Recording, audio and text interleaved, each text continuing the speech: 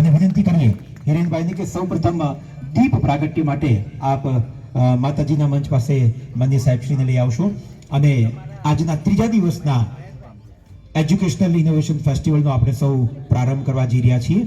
આજના આ કાર્યક્રમમાં આપણા સૌની વચ્ચે ઉપસ્થિત મહાનુભાવો તેમના વરદસ્તે દીપ પ્રાગટ્ય સાથે વિધિવત રીતે આજના આ કાર્યક્રમનો મંગલ પ્રારંભ કરાવશે. વિનંતી કરીએ આજના કાર્યક્રમના મુખ્ય મહેમાન માન્ય મહેન્દ્રસિંહજી પરમાર સાહેબને આપ શ્રી આપના વરદસ્તે હવે પછીના ક્રમે દીપ પ્રાગટ્ય સાથે આજના ત્રીજા દિવસના ઇનોવેશન ફેસ્ટિવલનો પ્રારંભ કરાવશો. માન્ય હિરેનભાઈની પણ વિનંતી જોરદાર તાળીના ગડગડાટ સાથે આપણે સૌ વધાવી લઈશું. દોસ્તો આપણી તાલીઓ સતત ગુંજતી રહે, જોરદાર તાલીઓથી ફરીથી એકવાર આપણે સૌ વધાવી લઈએ. માન્ય ભગીરથભાઈને પણ વિનંતી કરું આપ પણ આ દીપ પ્રાગટ્ય વિધિમાં સહભાગી થશો.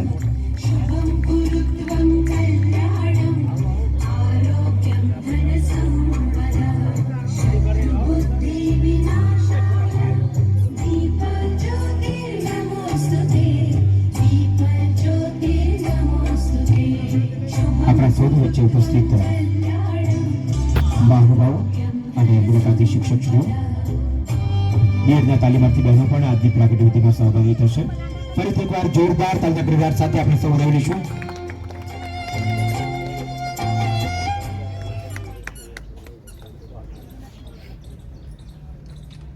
પાછળ જે શિક્ષક મિત્રો બેઠા છે એમને વિનંતી આગળ જે ખુરશીઓ ખાલી છે ત્યાં આગળ આપનું સ્થાન ગ્રહણ કરશો. આભાર સૌ કોઈ મહાનુભાવનો. માન્ય મહેન્દ્રસિંહજી પરમાર સાહેબને વિનંતી કરીએ મંચ પર આપનું સ્થાન ગ્રહણ કરશો. ફરીથી એકવાર મુલાકાતી શિક્ષક મિત્રોને, ઇનોવેટિવ શિક્ષક મિત્રોને વિનંતી છે ઝડપથી આપનું સ્થાન ગ્રહણ કરી લેશો. આવું આજના ત્રીજા દિવસનો પ્રારંભ આપણે પ્રાર્થનાના શબ્દો સાથે કરીએ. પંડિત ભરત વ્યાસજી દ્વારા લખાયેલું મનુષ્ય ગૌરવ ગાન ગીત, તેમાં આપણે સૌ ટ્રેક સાથે સંમિલિત થઈશું. સૌની વિનંતી, ટ્રેક સાથે આપણે આજનો ત્રીજા દિવસનો પ્રારંભ કરીશું મનુષ્ય ગૌરવ ગાન સાથે.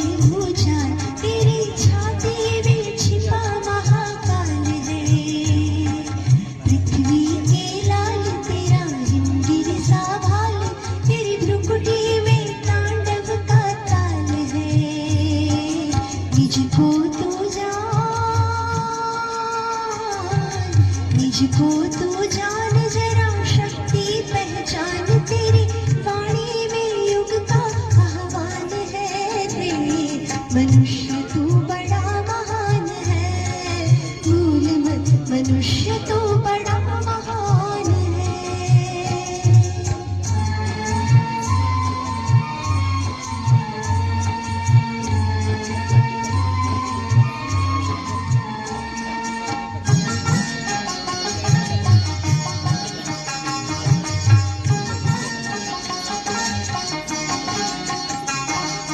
धरती सा धीर तू है अग्नि सा वीर तू जो चाहे तो काल को भी थाम ले पापों का प्रलय रुके पशुता का शीश झुके तू जो अगर हिम्मत से काम ले गुरु सामतिमान पवन सा तू गतिमान तेरी नभ से भी ऊंची उड़ान है रे मनुष्य तू बड़ा महान है भूल मत मनुष्य तू बड़ा महान है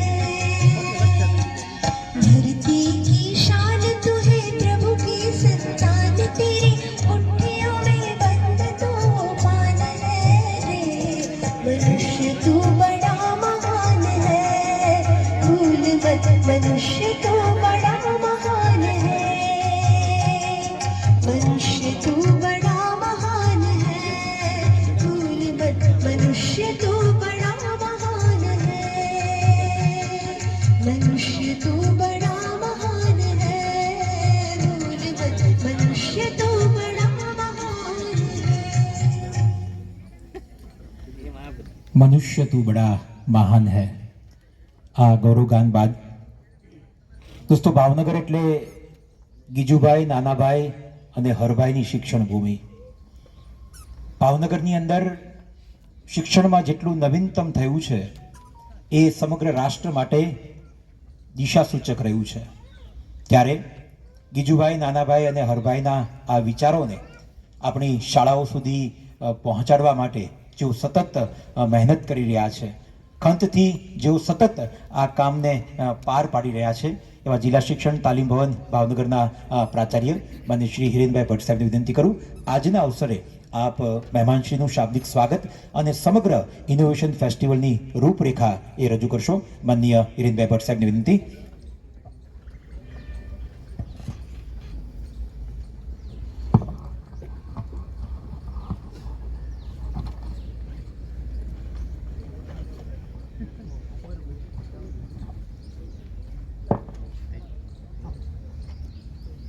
સૌને નમસ્કાર. GCERT ગાંધીનગર, જિલ્લા શિક્ષણ તાલીમ ભવન ભાવનગર આયોજિત 10મા કક્ષાના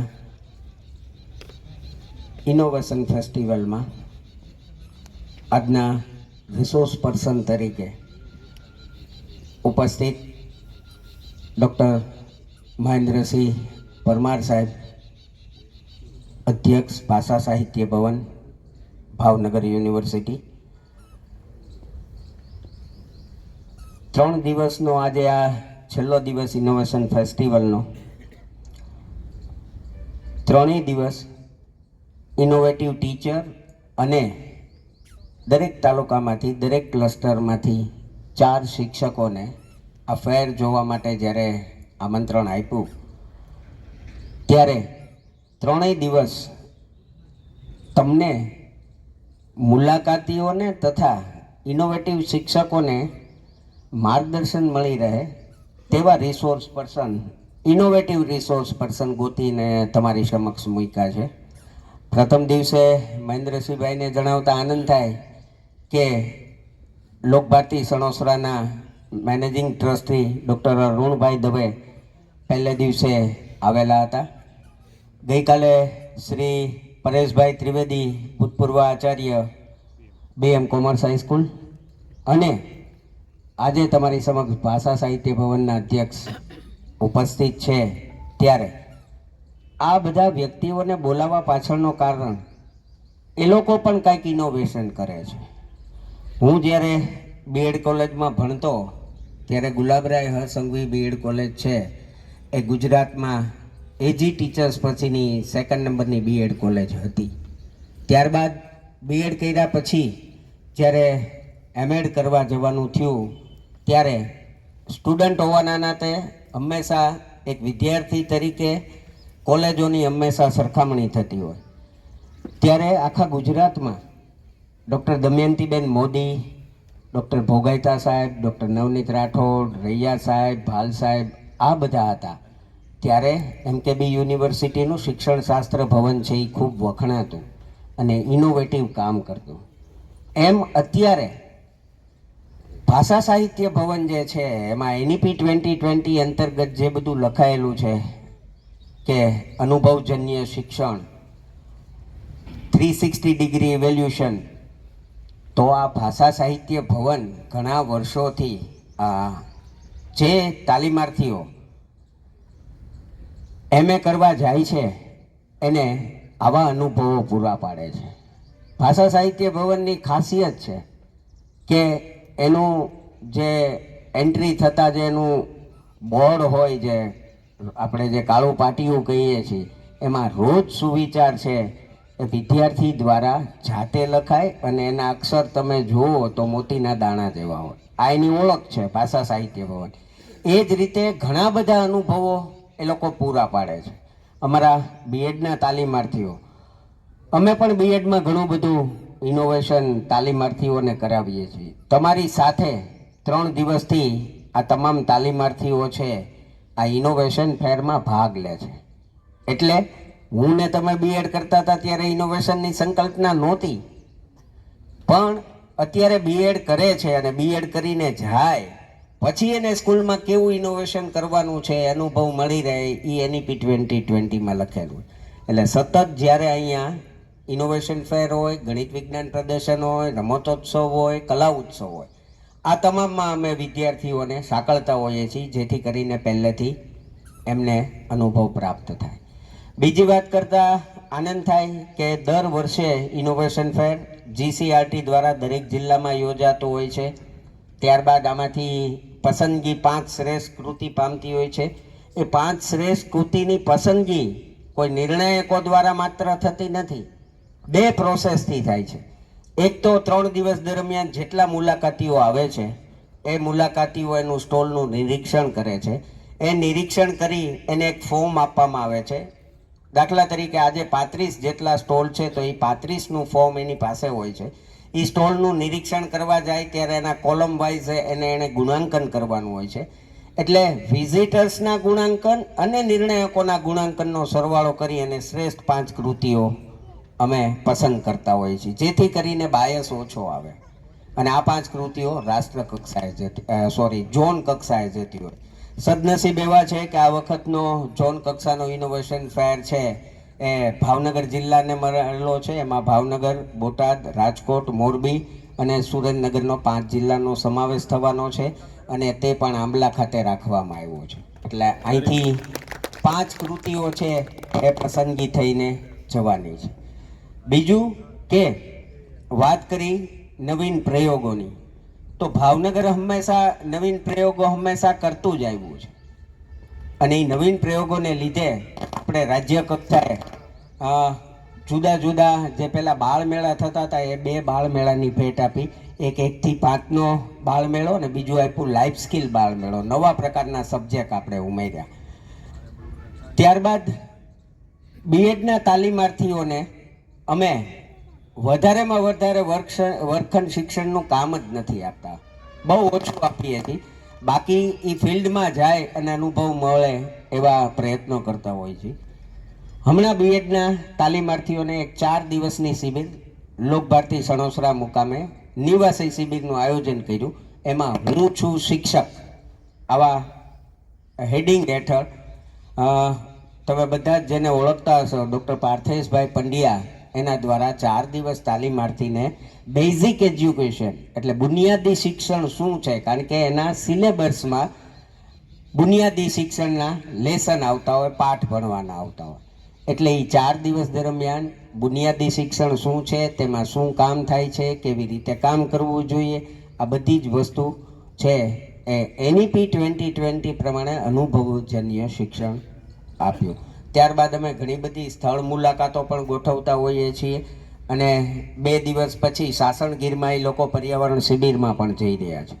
એટલે મારું માનવું એવું છે 35 વર્ષના શિક્ષણના અનુભવ પછી કે આજની તારીખે મને મારા વર્ગખંડનું શિક્ષણ બહુ ઓછું યાદ છે. જે યાદ છે એ મને પ્રવાસ પર્યટન યાદ છે, ગણિત વિજ્ઞાનના પ્રયોગો યાદ છે, રમતગમતમાં ભાગ લીધો તો એ યાદ છે, વર્ગખંડના 2-3 ગુરુજીઓ જે ગમતા હોય એ યાદ છે.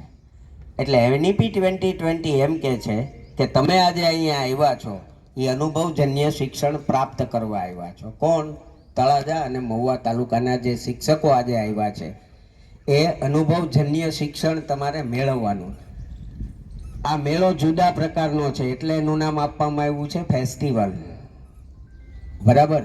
આ આનંદનો મોજનો મેળો નથી, પરંતુ 35 સ્ટોલમાંથી આપણે 5 એવા વિચારો લઈને જવાના છે કે આવતીકાલે જ્યારે તમે શાળામાં જાઓ, તમે ક્યારેક ભેગા બેસીને સ્ટાફ સાથે ચા પાણી નાસ્તો કરતા હો અથવા અમારી જેમ ટિફિન ભોજન લેતા હો, ત્યારે આવી હળવાશની પળોમાં કે હું ગઈકાલે અહીંયા ગયો એમાંથી આ 5 પ્રોજેક્ટની સમસ્યા છે એ આપણા શાળાની છે, તો એ સમસ્યાનો ઉકેલ હું આવો જોઈને આવ્યો છું.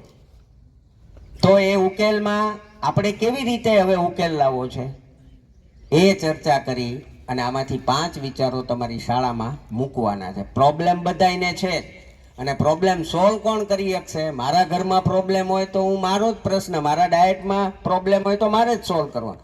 એમ તમારી શાળાનો જે કંઈ સમસ્યા હોય એ તમારે તમારા સ્ટાફ અને આચાર્ય સાથે ભેગા મળીને એ સમસ્યાનું નિરાકરણ કરવું જોઈએ.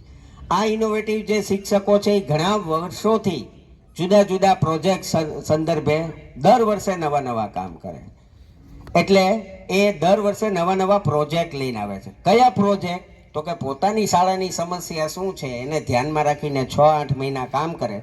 કામ કર્યા પછી એમાં શું સુધારો થયો એ જોવે અને એના ડેટા સ્વરૂપે અહીંયા પ્રેઝન્ટેશન કરે, એટલે ઇનોવેશન ફેસ્ટિવલમાં ભાગ લઈ શકે. ફરી જણાવું કે આવતા વર્ષે તમે પણ ઇનોવેશન શાળામાં કરતા જ હશો, નથી કરતા એવો કહેવાનો મતલબ નથી, પણ ઇનોવેશન ફેસ્ટિવલમાં જો ભાગ લેવો હોય તો એ જે તમે પ્રોજેક્ટ કરો છો, દાખલા તરીકે મારા હાથમાં અત્યારે એક સરસ મજાની ફાઇલ છે, એ હાથપ પ્રાથમિક શાળાનો સ્ટુડન્ટ પ્રોજેક્ટ ફાઇલ છે. બરાબર? મિતુલભાઈને કહીશ કે આની સોફ્ટ કોપી છે એ બધાને શેર કરે કે જેથી કરીને અને મિતુલભાઈને કહું કે મિતુલભાઈ હાથપ ભાવનગરની ઘણી બધી એવી શાળાઓ છે, એ 2-5 શાળાનું નામ નથી લેતો પણ એ વિશિષ્ટ રીતનો પ્રવાસ કરે છે. મિતુલભાઈ અમારા તાલીમ ભવનના તાલીમાર્થી પીટીસી અહીંયા કરતા અને એને શોખ હતો સ્ટેજમાં એનાઉન્સિંગ કરવાનો. હવે એ શોખ ડાયટમાંથી ડેવલપ થતાં થતાં ભાવનગરના અત્યારે કોઈ પણ કાર્યક્રમ હોય એ મિતુલભાઈનું જ એન્કરિંગ હોય. તો તમારે આવા વિદ્યાર્થીને વર્ગખંડમાંથી ગોતી અને તમારે એને સ્ટેજ આપવાનું હોય.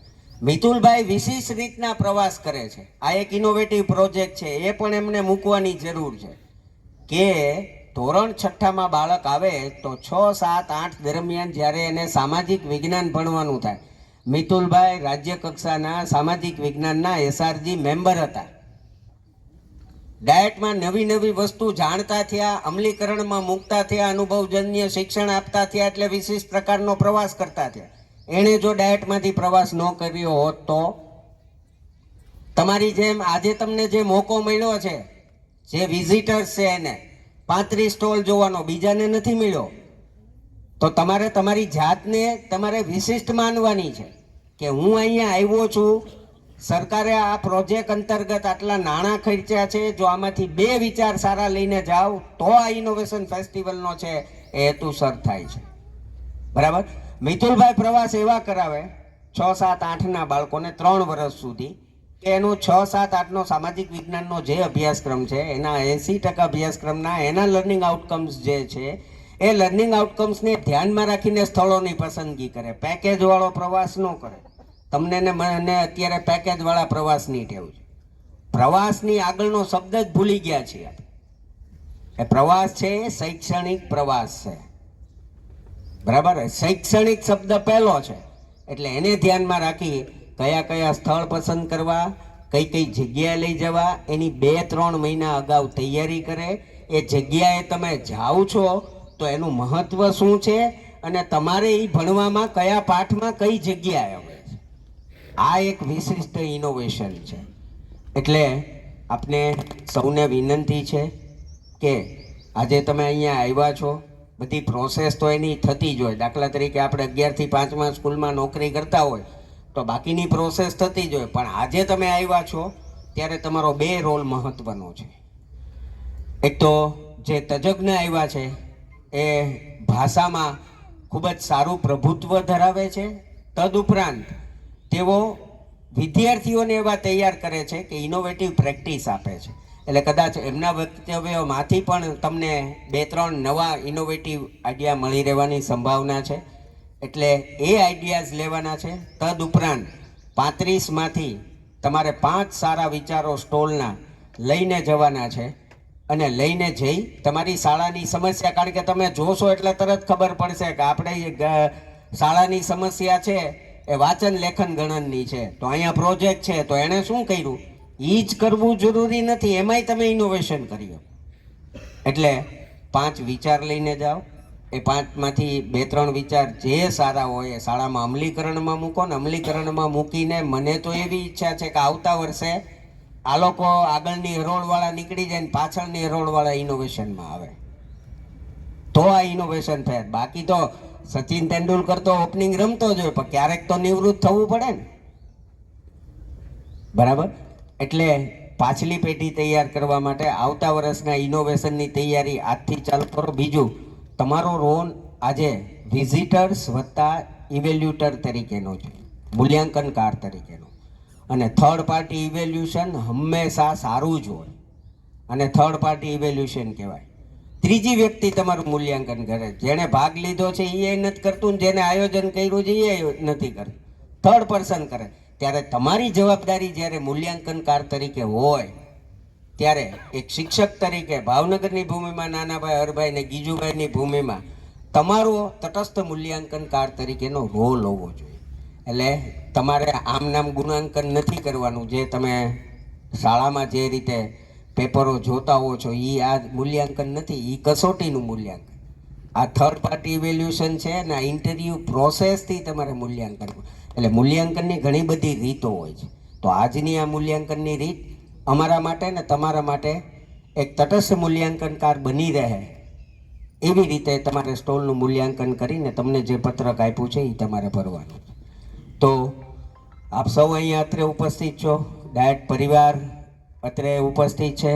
અમે સૌ ટીમ વર્કથી કામ કરતા હોવાના કારણે અમારી સંસ્થામાં અમે ઘણા બધા નવા ઇનોવેશન કરી રહ્યા છીએ. એમાંનું એક અમારું ઇનોવેશન છે એ તમારી બાજુમાં જે નવું બિલ્ડિંગ છે એ અમારું ઇનોવેશન છે. 33 જિલ્લામાં માત્ર જિલ્લા શિક્ષણ અને તાલીમ ભવનમાં એક જ બિલ્ડિંગ છે, જિલ્લા શિક્ષણ તાલીમ ભવન નામનું. ગુજરાત સરકાર પાસેથી 2020-21માં બિલ્ડિંગનું રિનોવેશન માંગ્યું, એટલે રિનોવેશનમાં એવું કીધું કે નવું બિલ્ડિંગ બનાવી દો. એટલે કીધું કે નવું નથી બનાવવું, અમને જૂનાનું રિનોવેશન આપો.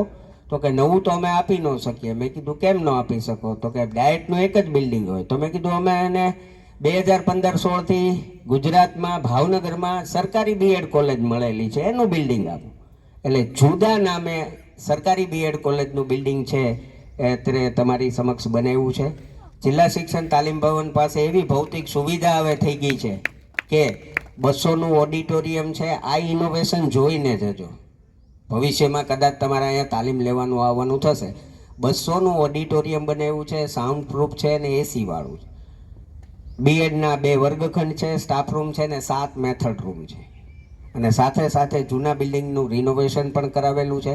એટલે 400-500 સુધીની તાલીમ ડાયટ ભાવનગરમાં કરવી હોય તો આરામથી અમે લોકો કરી શકીએ એમ. આ એક જણાની મહેનત નથી, તમામના સંયુક્ત વિચારો છે, બરાબર. એટલે આપ સૌ અત્રે ઉપસ્થિત છો. તમારી ભોજનની પણ સુવિધા કરી છે. ઘરે જવાની કોઈ પણ જાતની ઉતાવળ નહીં કરતા. ફરી વિનંતી કરું કે સારા વિચારો ઇનોવેશનના લઈ અને તમારી શાળામાં જશો એવી શુભેચ્છા. અને ડૉક્ટર મહેન્દ્રસિંહ પરમાર આવ્યા છે, તેમનું શાબ્દિક સ્વાગત કરી વિરમું છું. અસ્તુ. જય હિન્દ, જય ભારત. આભાર માન્ય હિરેનભાઈ આપશ્રીનો. આજના કાર્યક્રમમાં આપણા સૌની વચ્ચે માન્ય મહેન્દ્રસિંહજી પરમાર સાહેબ ઉપસ્થિત છે, ત્યારે તેઓશ્રીનું જિલ્લા શિક્ષણ તાલીમ ભવન ભાવનગર વતી સ્વાગત કરવા માટે ડાયટ પ્રાચાર્ય શ્રી હિરેનભાઈ ભટ્ટને વિનંતી કરું કે આપશ્રી આપના વરદસ્તે પુષ્પગુચ્છ અને બુક સાથે માન્ય સાહેબશ્રીનું અભિવાદન કરશો. શ્રી મહેન્દ્રસિંહજી પરમાર સાહેબનું અભિવાદન થઈ રહ્યું છે. જોરદાર તાલીઓથી આપણે સૌ વધાવી લઈશું.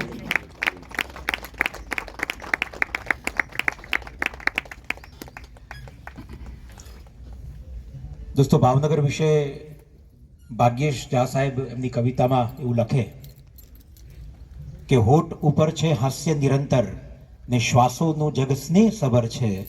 હોઠ ઉપર છે હાસ્ય નિરંતર ને શ્વાસોનું જગ સ્નેહ સબર છે. ખુલ્લા દ્વારો લઈને જીવે ખુલ્લા દિલનું આ ભાવનગર છે. ખુલ્લા દિલનું આ ભાવનગર છે.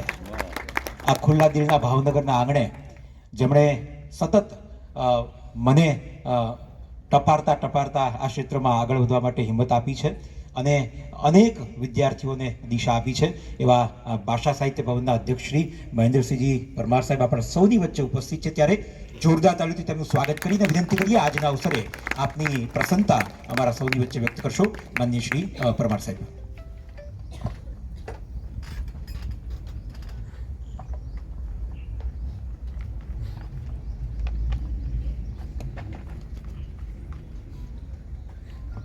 નમસ્તે, સૌને પ્રણામ. ગઈકાલે હિરેનભાઈનો ફોન આવ્યો કે આવી રીતે ઇનોવેશન ફેસ્ટિવલમાં આવવાનું છે. કહેવત છે કે મરતા ઊંટનું મોઢું મારવાડ ભણી હોય.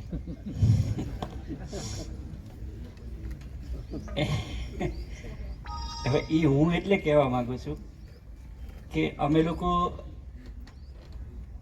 ઉચ્ચ શિક્ષણમાં ત્યાં છીએ, એટલે આમ આપણે ભેદ પાડ્યા છે કે આમ બધા મોટા મોટા, તમે બધા નાના નાના.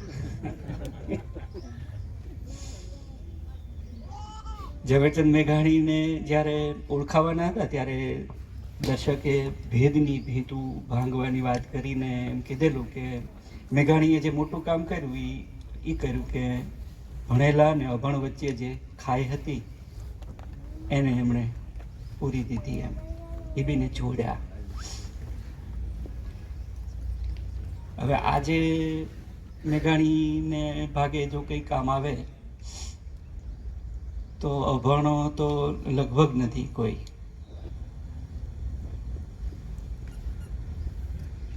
કેમ કે સાક્ષરતા અભિયાનના પરિણામો સામે આવી ગયા છે. ઘણી જગ્યાએ હું આવા NSSના કાર્યક્રમોમાં જાઉં ને ત્યારે હસકલું કરતો હોઉં છું કે ઓલા NSSમાં કેવું હોય કે ગળીને દાંતણના ઓલા કૂચાની પીંછી બનાવીને તમે ભીત સૂત્રો લખતા હતા અને એવું બધું કરતા હતા. એટલે એક ગામડાની માટીની ગારની દિવાલ ઉપર ભીત સૂત્ર છોકરાએ લખેલા. સાક્ષરતા અભિયાન એ વખતે હાઈ વોલ્ટેજ ઉપર હતું અને એમાં મોટા અક્ષરે લખેલું ગળીથી છોકરાએ, અભણ છો ભણો.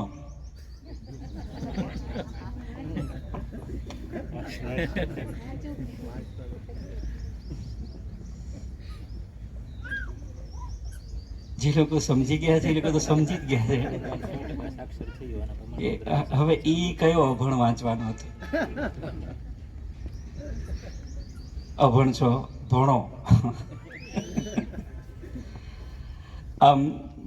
મારે એવું કહેવું હતું કે હવે જે સમય છે ને એ સમયમાં ભણેલા અને નવું ભણેલા અને જોડવાના છે. એટલે ભણેલા કોણ છે, નવું ભણેલા કોણ છે એ કેટેગરી પણ નક્કી કરવાની છે. પણ હું બહુ એટલે તરત જ મેં હા પાડી દીધી હિરેનભાઈને કે હા હું આવીશ. અને એમાં કહેવત કામ કરતી હતી, મરતા ઊંટનું મોઢું મારવાડ ભણી. પછી આપણને ઘણીવાર કેવું છે કે ગુજરાતી કહેવતો છે ને એ અંગ્રેજીમાં કહેવાની બહુ મજા આવે. એટલે હું કાયમ એવું માનું છું કે અમે લોકો ત્યાં છીએ, પણ મને બહુ સાચું કહું, બહુ પવિત્રતાથી કહું કે મારો રસ છે તે તમારું ક્ષેત્ર છે.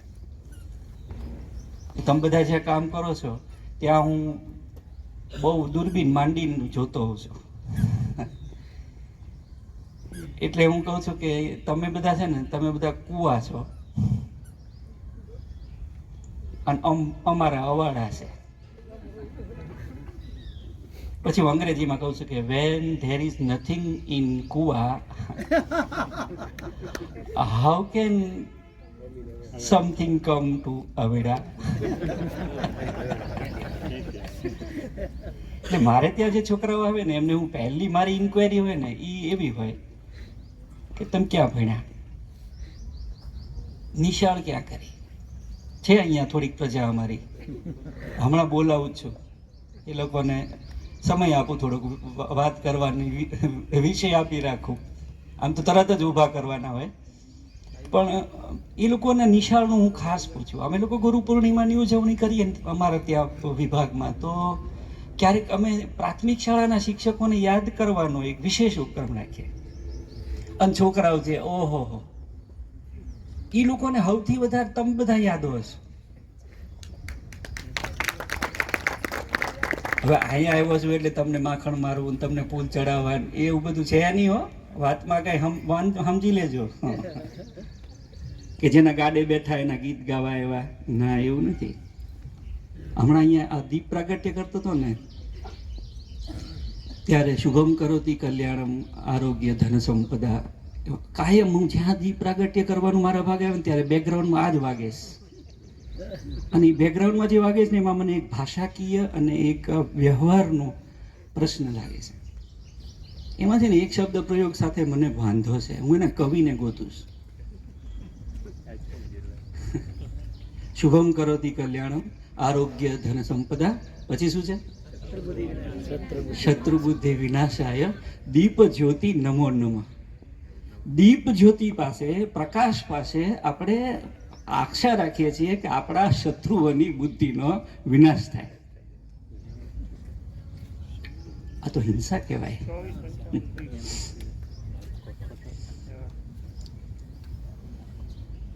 હું થોડું સુધારવાનું સૂચન કરતો હોઉં છું કે આ પ્રાર્થનામાં છે ને આ શત્રુ બુદ્ધિનો વિનાશ છે ને, એનો અર્થ એવો થયો કે આપણે શત્રુઓથી ડરીએ છીએ. એનો બીજો અર્થ એવો થયો કે આપણે શત્રુઓ છે.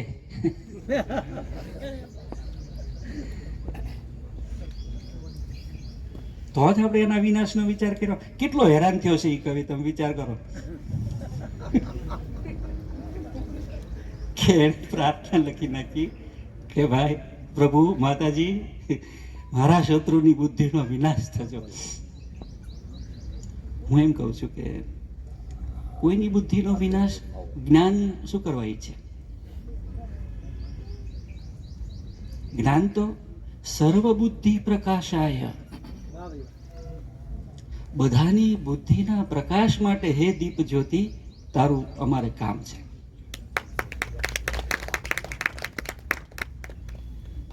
ભાષાના પ્રયોગોનો છે ને આ મામલો છે, અને એમાં અમે લોકો બહુ અદક પહાડા છીએ અને વારંવાર અમને શબ્દ પ્રયોગોની સામે વાંધો પડે છે. આ પ્રયોગ બરાબર નથી થતો, આ ભાષા બરાબર નથી. તમારે 40 મિનિટનું વ્યાખ્યાન આપવાનું રહેશે એમ મને કે ને હિરેનભાઈ, તો મને વાંધો પડે. હું એમ કહું કે આ કંઈક બીજી ભાષામાં કહી શકાય કે વક્તવ્યની સમય મર્યાદા 40 મિનિટની છે, રહેશે થશે. એ છે ને એમાં એક કોલોનિયલ, એક આધિકારિક અધિકાર ભાવ છે ભાષામાં. હું તો પ્રેમથી આ કહી રહ્યો છું અને મને તો હાથ ચળ છે તમારી યાર વાત કરવાની. એટલે હું કહેતો હતો કે મરતા ઊંટનું મોઢું મારવાડ બની છે. જે કંઈ થવાનું છે ને એ બધું તમારે ત્યાંથી થઈને જ અમારી પાસે આવવાનું છે. પછી હવે ફરિયાદો નથી કઈ, બહુ રોજે રોજના ઇનોવેશન છે. દરરોજનું આજે જ મારી પાસે એક ઇનોવેશન છે. ચલો દાખલા તરીકે તમે લોકો બીએડ કરો ત્યાં તમારે પરિધાન ને એવું બધું બહુ આવે. એ કેવા પરિધાનમાં શિક્ષક હોવો જોઈએ ને બધું એવું. મેં બીએડ નથી કર્યું. સારું છે કે ખરાબ એ મને નથી ખબર, પણ મને પહેલેથી એવું જ હતું કે મારે ખબર નહીં, મારે નહોતું કરવું. મારા ભાઈબંધો બધા બીએડ કરવા ગયા, હું ન ગયો. ખબર નહીં, મારા નસીબમાં ત્યાં જવાનું હતું એટલે. પણ વપુ અને વાચા બોડી લેંગ્વેજ માટે આપણે ત્યાં બોડી લેંગ્વેજ એવો શબ્દ છે ને, એને માટે ગુજરાતીમાં અમારા ઢાંકી સાહેબ એક શબ્દ બનાવે છે, વપુ વાચા. વપુ એટલે શરીર અને વાચા એટલે વાચા. આજે હું બંડી પહેરીને આવ્યો, કે મને એટલે હારા દેખાવા હાટું નહોતો બંડી પહેરીને આવ્યો પહેલું, પણ એના ખિસ્સામાં મારે છે ને આ રાખવી. આ લીંબુની ચીર છે, પહેલા 25 પૈસાની 3 આવતી હતી, હવે આ ટી પોસ્ટમાં મળે છે 70 રૂપિયાની ડબ્બી છે. અને આજ હું તમારા હાટું લાવ્યો તો મારા છોકરા હાટું, કેમ કે મારે ક્લાસમાં આજે ઇનોવેશન કરવાનું હતું. એવું હતું કે હું પ્રવીણસિંહ ચાવડાની વાર્તાઓ ભણાવતો હતો. વાર્તાઓ ભણાઈ ગઈ રાજેશ, અને હવે બધી વાર્તાઓ વિશેની ચર્ચાઓ ચાલે છે. અને એ ચર્ચાઓ ચાલે એ પહેલાં મને એમ થાય કે હું એ લોકોને સ્પોન્ટેનિયસ તત્ક્ષણ એમની તૈયારી છે એમાં જોડવું. એટલે મેં એ બધી વાર્તાઓની ચિઠ્ઠીઓ બનાવી છે. એ ચિઠ્ઠીઓ મેં એક વાટકામાં રાખી હતી, જે આજ મારે ભણાવવાનું હતું ત્યાં. આજે હું અહીં છું એટલે ત્યાં નહીં જઈ શકું, તો હું અહીંયા બીજી ચિઠ્ઠી બનાવી લાવ્યો.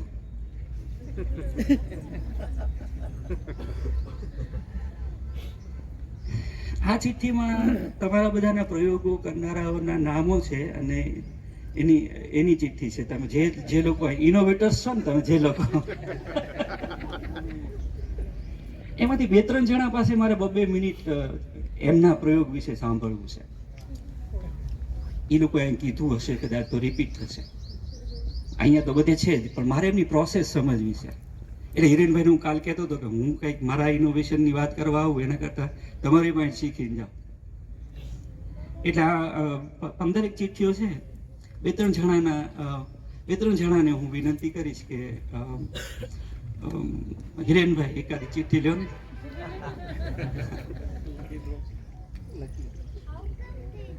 એક તમે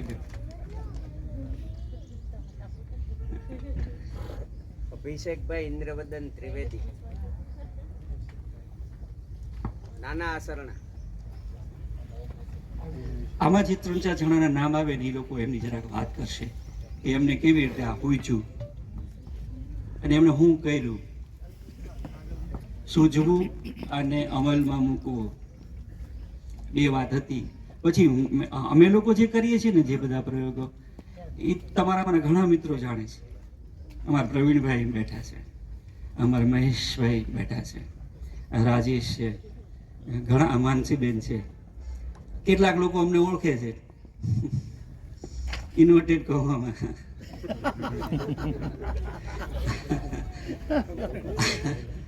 પણ ચલો, મને એવું લાગે છે કે હું છે ને, જો હું શિક્ષક છું ને, તો મને દરરોજ સવારે છે ને, હું નિશાળે જાઉં ને, હું મારા વિભાગને નિશાળ જ કહું છું.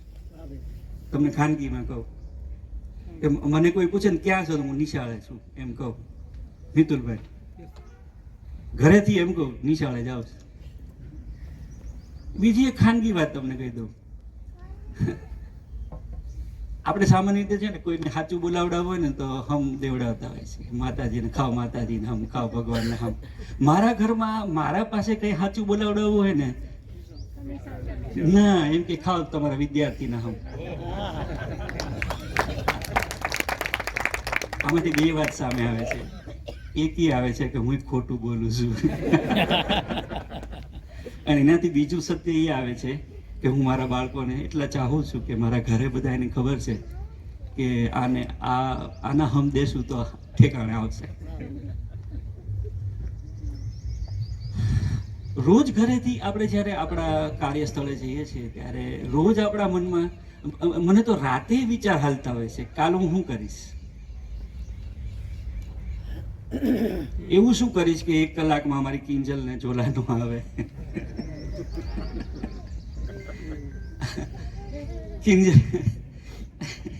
કિંજલ અત્યારે અહીં બીએડ કરે છે. એ પડવાથી આવે છે, બાડી પડવાથી.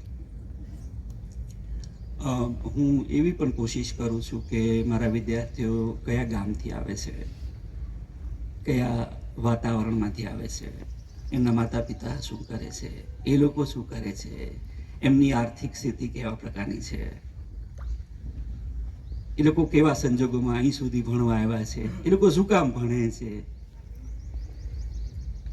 આ બધી ઇન્ક્વાયરી અમારી ચાલુ હોય છે. જેમ નિશાળના માસ્તરોનું પૂછું છું ને એમ એ લોકોના ભાઈ બહેન શું કરે છે, એમાંના કેટલા ભણે છે, કેટલા ભણી શકે છે, કેટલા કોને કારણે ભણી શકે છે.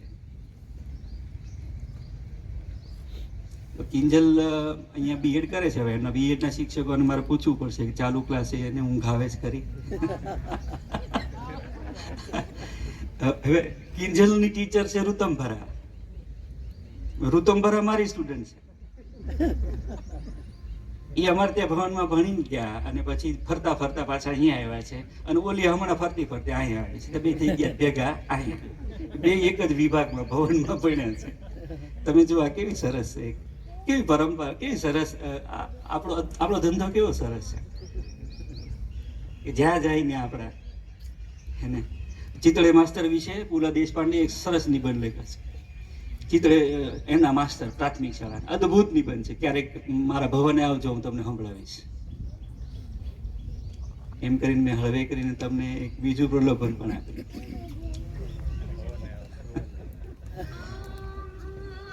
તો ઈ છે ને ચિતળે માસ્ટર ગામડામાં ભણાતા. પુલા દેશપાંડે ભારતના મહાન લેખક અને અદ્ભુત લેખક, અને એમણે એમના શિક્ષક વિશે જે નિબંધ લખ્યો છે મેં વાંચેલા મારા જીવનમાં, કોઈ એક વ્યક્તિએ પોતાના શિક્ષક વિશે લખેલા નિબંધોમાં શ્રેષ્ઠ નિબંધ છે. એમાં ચિતળે માસ્ટર છે ને નિશાળમાં નાટક શાળા, કેમ અહીંયા ઓડિટોરિયમ બનાવ્યું છે એમ નિશાળમાં નાટક શાળા બનાવવાની હતી, એટલે ફંડ ફાળો કરવા માટે મુંબઈ ગયેલા. પુલા દેશપાંડે ને બધા એમના ભૂતપૂર્વ શિક્ષક વિદ્યાર્થીઓ એટલે એમની પાસેથી ફાળો ભેગો કરવા માસ્ટર ગયા. અને માસ્ટરે પુલા દેશપાંડે કીધું હું તમને મૂકી જઈશ. તો કે ના ના, એમ તો મુંબઈમાં મારે 9 મોટરો છે. મુંબઈમાં મારી પાસે 9 મોટર છે એમ. હવે એમાંની એક એને તો એ તો ઉઘાડા પગે માસ્ટર જતો હતો. એના ચપ્પલ તો એક ક્લાસમાં રહી ગયા હોય તો બીજા ક્લાસમાં દેવા માટે કોઈક છોકરો જાય તો માસ્ટર પાસે છોકરાને વટે કે ભરતે કેટલા વર્ષ હાંચવી હતી, તારાથી 1 કલાક નો હચવાડી.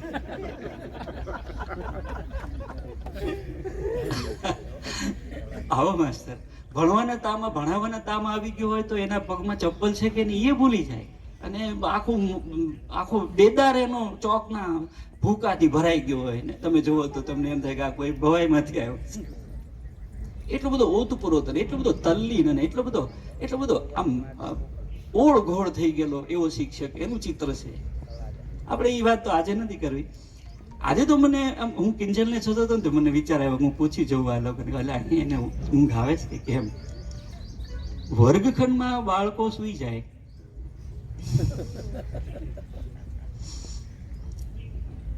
આપણે ભણાવતા હોઈએ અને બાળક ઊંઘી જાય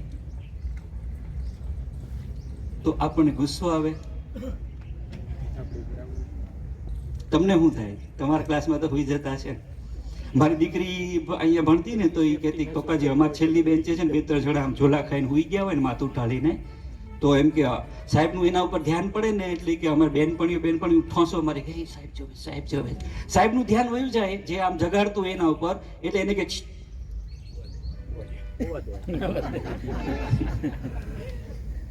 લેટ સુવાત. આપણા વર્ગમાં બાળક ઊંઘી જાય અને આપણા વર્ગના બાળકની ઊંઘ ઉડી જાય. એ બે પરિસ્થિતિ માટે આપણે બીઈંગ અ ટીચર, શિક્ષક તરીકે આપણે લોકો કેટલી જવાબદારી ઉઠાવીએ. હવે કિંજલને ઊંઘ આવી જતી હતી એનું કારણ આપણે ખરાબ ભણાવતા હતા એવું નહોતું.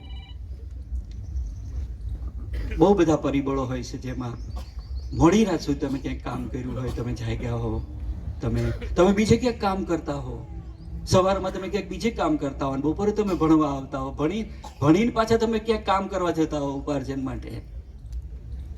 તમારે વાડીએ કામ કરવાનું હોય, રાતે આખી રાત તમે પાણી વાળ્યું હોય, ને સવારમાં તમે મોટી મોટી વાતો કરો, ભમ્યા વિના મારે ભમવાતા ડુંગરા જંગલની કૂંચ કૂંચ જોવી. હું એવું સમજુ છું કે ઇનોવેશનનો એક ભાગ છે ને, એ આપણા વિદ્યાર્થીઓના સમગ્ર સંદર્ભને અને સમગ્ર પરિવેશને સમજવાનું છે. એમના આજુબાજુના જે પણ પરિબળો છે એ બધાને જો હું થોડાક ઓળખવા માંડીશ ને, તો મારા ઇનોવેશન શરૂ થઈ જશે. એ બધા વ્યક્તિગત હશે, ફોકસ્ડ હશે એક એક વિદ્યાર્થીના. મેં જે ચિઠ્ઠીઓ આપી છે એમાં તમારા બધાના પ્રયોગો છે, અને મારે સમજવું છે કે તમે એ પ્રયોગ કરો ત્યારે એની શું પ્રોસેસ હતી, અને તમે એમાં શું કેટલા તમે ખુશ છો તમારા એ પ્રયોગથી. તો થોડીક વાત 2 મિનિટની કરો ને, તમે લોકો મને 40 મિનિટ આપી છે,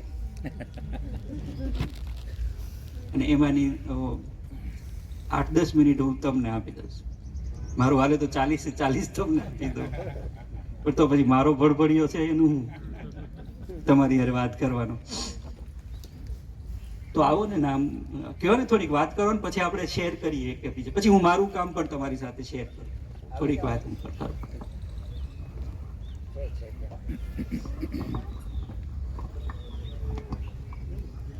પહેલો પ્રશ્ન મારો એ છે કે આ મિત્રો સાથે તમારો એમના કામ અંગે કોઈ ડાયલોગ થયો છે કે પહેલી વાર થાય છે ને? કોઈ રિપીટ નથી થતું ને ટૂંકમાં એમ? કેમ કે મને ખબર નથી આગળ તમારી પ્રક્રિયા શું છે. તો ચલો આજે આપણે એમની સાથે વાત કરીએ. અત્રે ઉપસ્થિત આપ સૌને મારા નમસ્કાર. મારું નામ છે અભિષેક ઇન્દ્રવદન ત્રિવેદી. મારી ડ્યુટી પરફોર્મ કરું છું નાના આસરાણા પ્રાથમિક શાળામાં. 10 વર્ષ હું કચ્છ માંડવીમાં હતો, અને લાસ્ટ યર જ જ્યારે ડિસ્ટ્રિક્ટ ટ્રાન્સફર થયું ત્યારે અહીંયા આવ્યો છું, અને મારું ફર્સ્ટ ઇનોવેશન છે અહીંયા. હવે ઇનોવેશનની શરૂઆત એવી રીતે થઈ કે રિસેસ દરમિયાન, નાની રિસેસમાં હું જોઉં છું કે બાળકો બધા છે ને પડીકા બહુ ખાય છે, બબલા ને ભૂંગળા ને એવું બધું ખાય છે. ઘરેથી 10 રૂપિયા વાપરવાના મળે એમાંથી આ લોકો એ બધું ખાય છે. એટલે થોડાક દિવસ મેં ઓબ્ઝર્વેશન કર્યું કે સ્કૂલની જે ડસ્ટબિન્સ હોય એમાં પણ પ્લાસ્ટિક વેસ્ટ ઘણું બધું હોય છે. એટલે મેં વિચાર્યું કે બાળકોને કહું કે આ હેલ્થ માટે ખૂબ જ નુકસાનકારક છે. ત્યાં સરકાર પણ સતત પ્રયત્નશીલ છે બાળકોના સ્વાસ્થ્ય માટે લઈને, અને સરકારે પણ ઘણી બધી સારી સારી યોજનાઓ બહાર પાડી છે. તો મેં વિચાર્યું કે આ દિશામાં મારે પણ એઝ એ રિસ્પોન્સિબલ ટીચર તરીકે વિચારવું જોઈએ. હવે બાળકોને હું ના પાડું કે તમારે બેટા આ ન ખાવું જોઈએ, નુકસાનકારક છે, તો બાળકો શું ખાય એનો ઓપ્શન પણ આપણે આપવો જોઈએ ને. એટલે ઘણું વિચાર્યા પછી મેં બાળકોને કીધું કે આ બધું તમારા માટે નુકસાનકારક છે. એમને બધાને વિડીયોઝ અને બતાવ્યું, અવેરનેસ લાવી થોડીક, અને કીધું કે તમને ઘરેથી વાલી જે 10 રૂપિયા વાપરવાના આપે છે એમાં તમે આ ખાઓ છો, એના બદલે માત્ર 5 રૂપિયામાં, only in ₹5 I will provide you nutritional dish. હવે આ ન્યુટ્રિશનલ ડિશમાં શું શું હશે? તો કે 3 થી 4 જાતના ફ્રૂટ્સ હશે, 3-4 જાતના સલાડ હશે, ફણગાવેલા મગ હશે, અને માંડવીના દાણા હશે. આટલી વસ્તુ માત્ર 5 રૂપિયામાં તમને હું પ્રોવાઈડ કરીશ. એના માટે મિત્રો વહેલી સવારે હું મહુવા જાઉં છું. મહુવા જઈ અને હોલસેલ ભાવમાં આ બધી વસ્તુ ખરીદી કરી લઉં છું. ખરીદી કરી અને શાળાએ જ્યારે 10:30 વાગે જાઉં છું ત્યારે આ બધું મારી સાથે લઈ જાઉં છું, અને અમે આ 2 કલાક બધી વસ્તુને પાણીમાં પલાળી રાખીએ છીએ. અને ત્યારબાદ મેં શાળાની દીકરીઓને એ રીતે ટ્રેન કરી છે. શરૂઆતમાં એમની સાથે રહેતો, હવે એ દીકરીઓ એવી ટ્રેન થઈ ગઈ છે કે ફટાફટ બધું સમારી અને બધી ડિશિસ તૈયાર રાખે છે. અને જે નાની રિસેસ પડે 3:30 વાગે ત્યારે બધી ડિશ છે એ રોમાં ગોઠવાઈ જાય છે ટેબલ ઉપર. બાળકો બધા શિસ્તબદ્ધ પોતે લાઈનમાં આવે છે, 5 રૂપિયા મૂકી અને ડિશ જમે છે. હવે તમે ડિશના તમે ફોટોગ્રાફ્સ જોશો, વિડીયોઝ જોશો, તો તમને ખ્યાલ આવશે કે આ ડિશ જો બાળક પોતે તૈયાર કરવા જાય તો 15 થી 20 રૂપિયામાં થાય મિનિમમ. એના બદલે માત્ર 5 રૂપિયામાં આપણે આ વસ્તુ પ્રોવાઈડ કરીએ છીએ, અને શાળાના 95% વિદ્યાર્થીઓ આ ડિશનો લાભ લે છે. અને ડિશને આપણે વધારે સ્વાદિષ્ટ બનાવવા માટે થઈ અને એનો જે મસાલો આવે છે ફ્રૂટનો, એ પણ આપણે ઉપર આપીએ છીએ. હવે આના આઉટકમ્સની હું તમને વાત કરું આ જે ન્યુટ્રિશનલ ડિશ છે આપણે વીકમાં 2 વાર રાખીએ છીએ, મંગળવારે અને ગુરુવારે. અને મોટાભાગના બધા બાળકો 95% વિદ્યાર્થીઓ આ ડિશનો લાભ લે છે. એના લીધે પ્લાસ્ટિક વેસ્ટનો ઘણો બધો ઘટાડો જોવા મળ્યો છે. અને સાથે સાથે બીજો બેનિફિટ એ છે કે આનો જે વેજીટેબલ વેસ્ટ નીકળે છે એ આપણે ગાય માતાને ખવડાવીએ છીએ, તો આની જેને કહેવાય કે બાય પ્રોડક્ટ બેનિફિટ છે એ પણ આપણને મળી રહ્યો છે. ત્યારબાદ મેં એક વિઝિટ બુક બનાવી, જેમાં વાલીશ્રીઓના મેં ઓપિનિયન્સ લીધા કે આમાં કંઈ ઘટતું કારવતું હોય તો એમના સજેશન્સ મળે. તો બધા વાલીશ્રીઓએ ખૂબ જ સારા સજેશન આપ્યા. ગામના સરપંચશ્રીએ પણ મને બિરદાવ્યો, કહ્યું કે ભાઈ આવું કામ અમે શાળામાં પહેલીવાર જોઈ રહ્યા છીએ, એ બદલ આપને ખૂબ ખૂબ અભિનંદન. અને વધારે મુલાકાત આપણે તમે સ્ટોલની લેશો એટલે તમને ખ્યાલ આવી જશે. Thank you so much.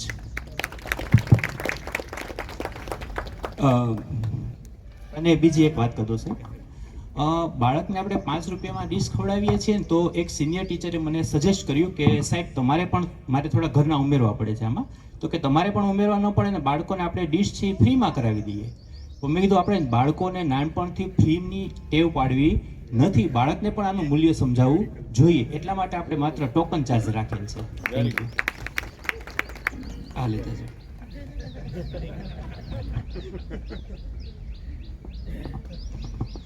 આમ મજાકની ભાષામાં એને ગાજર કહેવાય. પણ છોકરાઓ એક પીપર ખાઈને જે આનંદ માણતા હોય છે, પોતાના હકની એક પીપર જે એને અર્ન કરી હોય છે, જે એને બહુ અમૂલ્ય હોય છે અને એનો સ્વાદ એને આજીવન રહેતો હોય છે. ભાઈએ જે વાત કરી એની સાથે મારે પણ એક આ પ્રશ્ન છે, એટલે મને રસ પડ્યો એમની વાતમાં. આ બહુ રસપ્રદ પ્રયોગ કર્યો છે એમણે, આ પ્રકારનો 5 રૂપિયામાં એક પૌષ્ટિક પ્રકારનું એક સપ્લિમેન્ટરી ફૂડ ઊભું કરવાનું. અમારે ત્યાં જે છોકરાઓ આવે છે ને એ બધા ગામડેથી આવે છે અને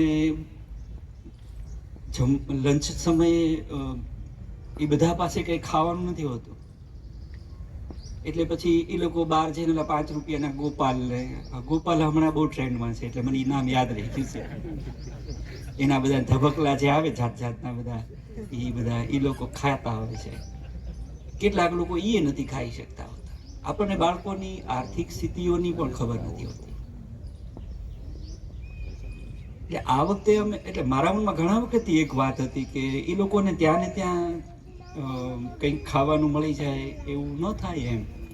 એટલે આ વિચાર છે અને હું તમારી પાસેથી ત્યાં લઈ જઈશ. હમણાં અમે એક વ્યવસ્થા કરી છે કે અમારે ત્યાં રોજ 2 ટિફિન આવે છે. એક દાતા મળી ગયા છે ને એને પહેલા હું મારી મેળે મગાવતો હતો અને પછી એમાંથી એમણે પૂછ્યું કે તમારે કઈ મદદની જરૂર છે. મેં કીધું અમારે આવા 2 ટિફિન અહીં રોજ પડ્યા હોય ને તો એવા છોકરાઓ જે કંઈ ખાઈ ન શકતા હોય જઈને એ જમી લે એમ. રોજ 2 ટિફિન આવી જાય છે ને એમાં કેટલા છોકરા ખાય છે પછી મેં તપાસ નથી કરી, પણ એ ટિફિન સાંજે ધોવાઈને મુકાઈ ગયા હોય છે. તો ચલો, આ એક બહુ સરસ વાત થઈ. ધન્યવાદ મિત્ર. બીજું કોણ છે સાહેબ?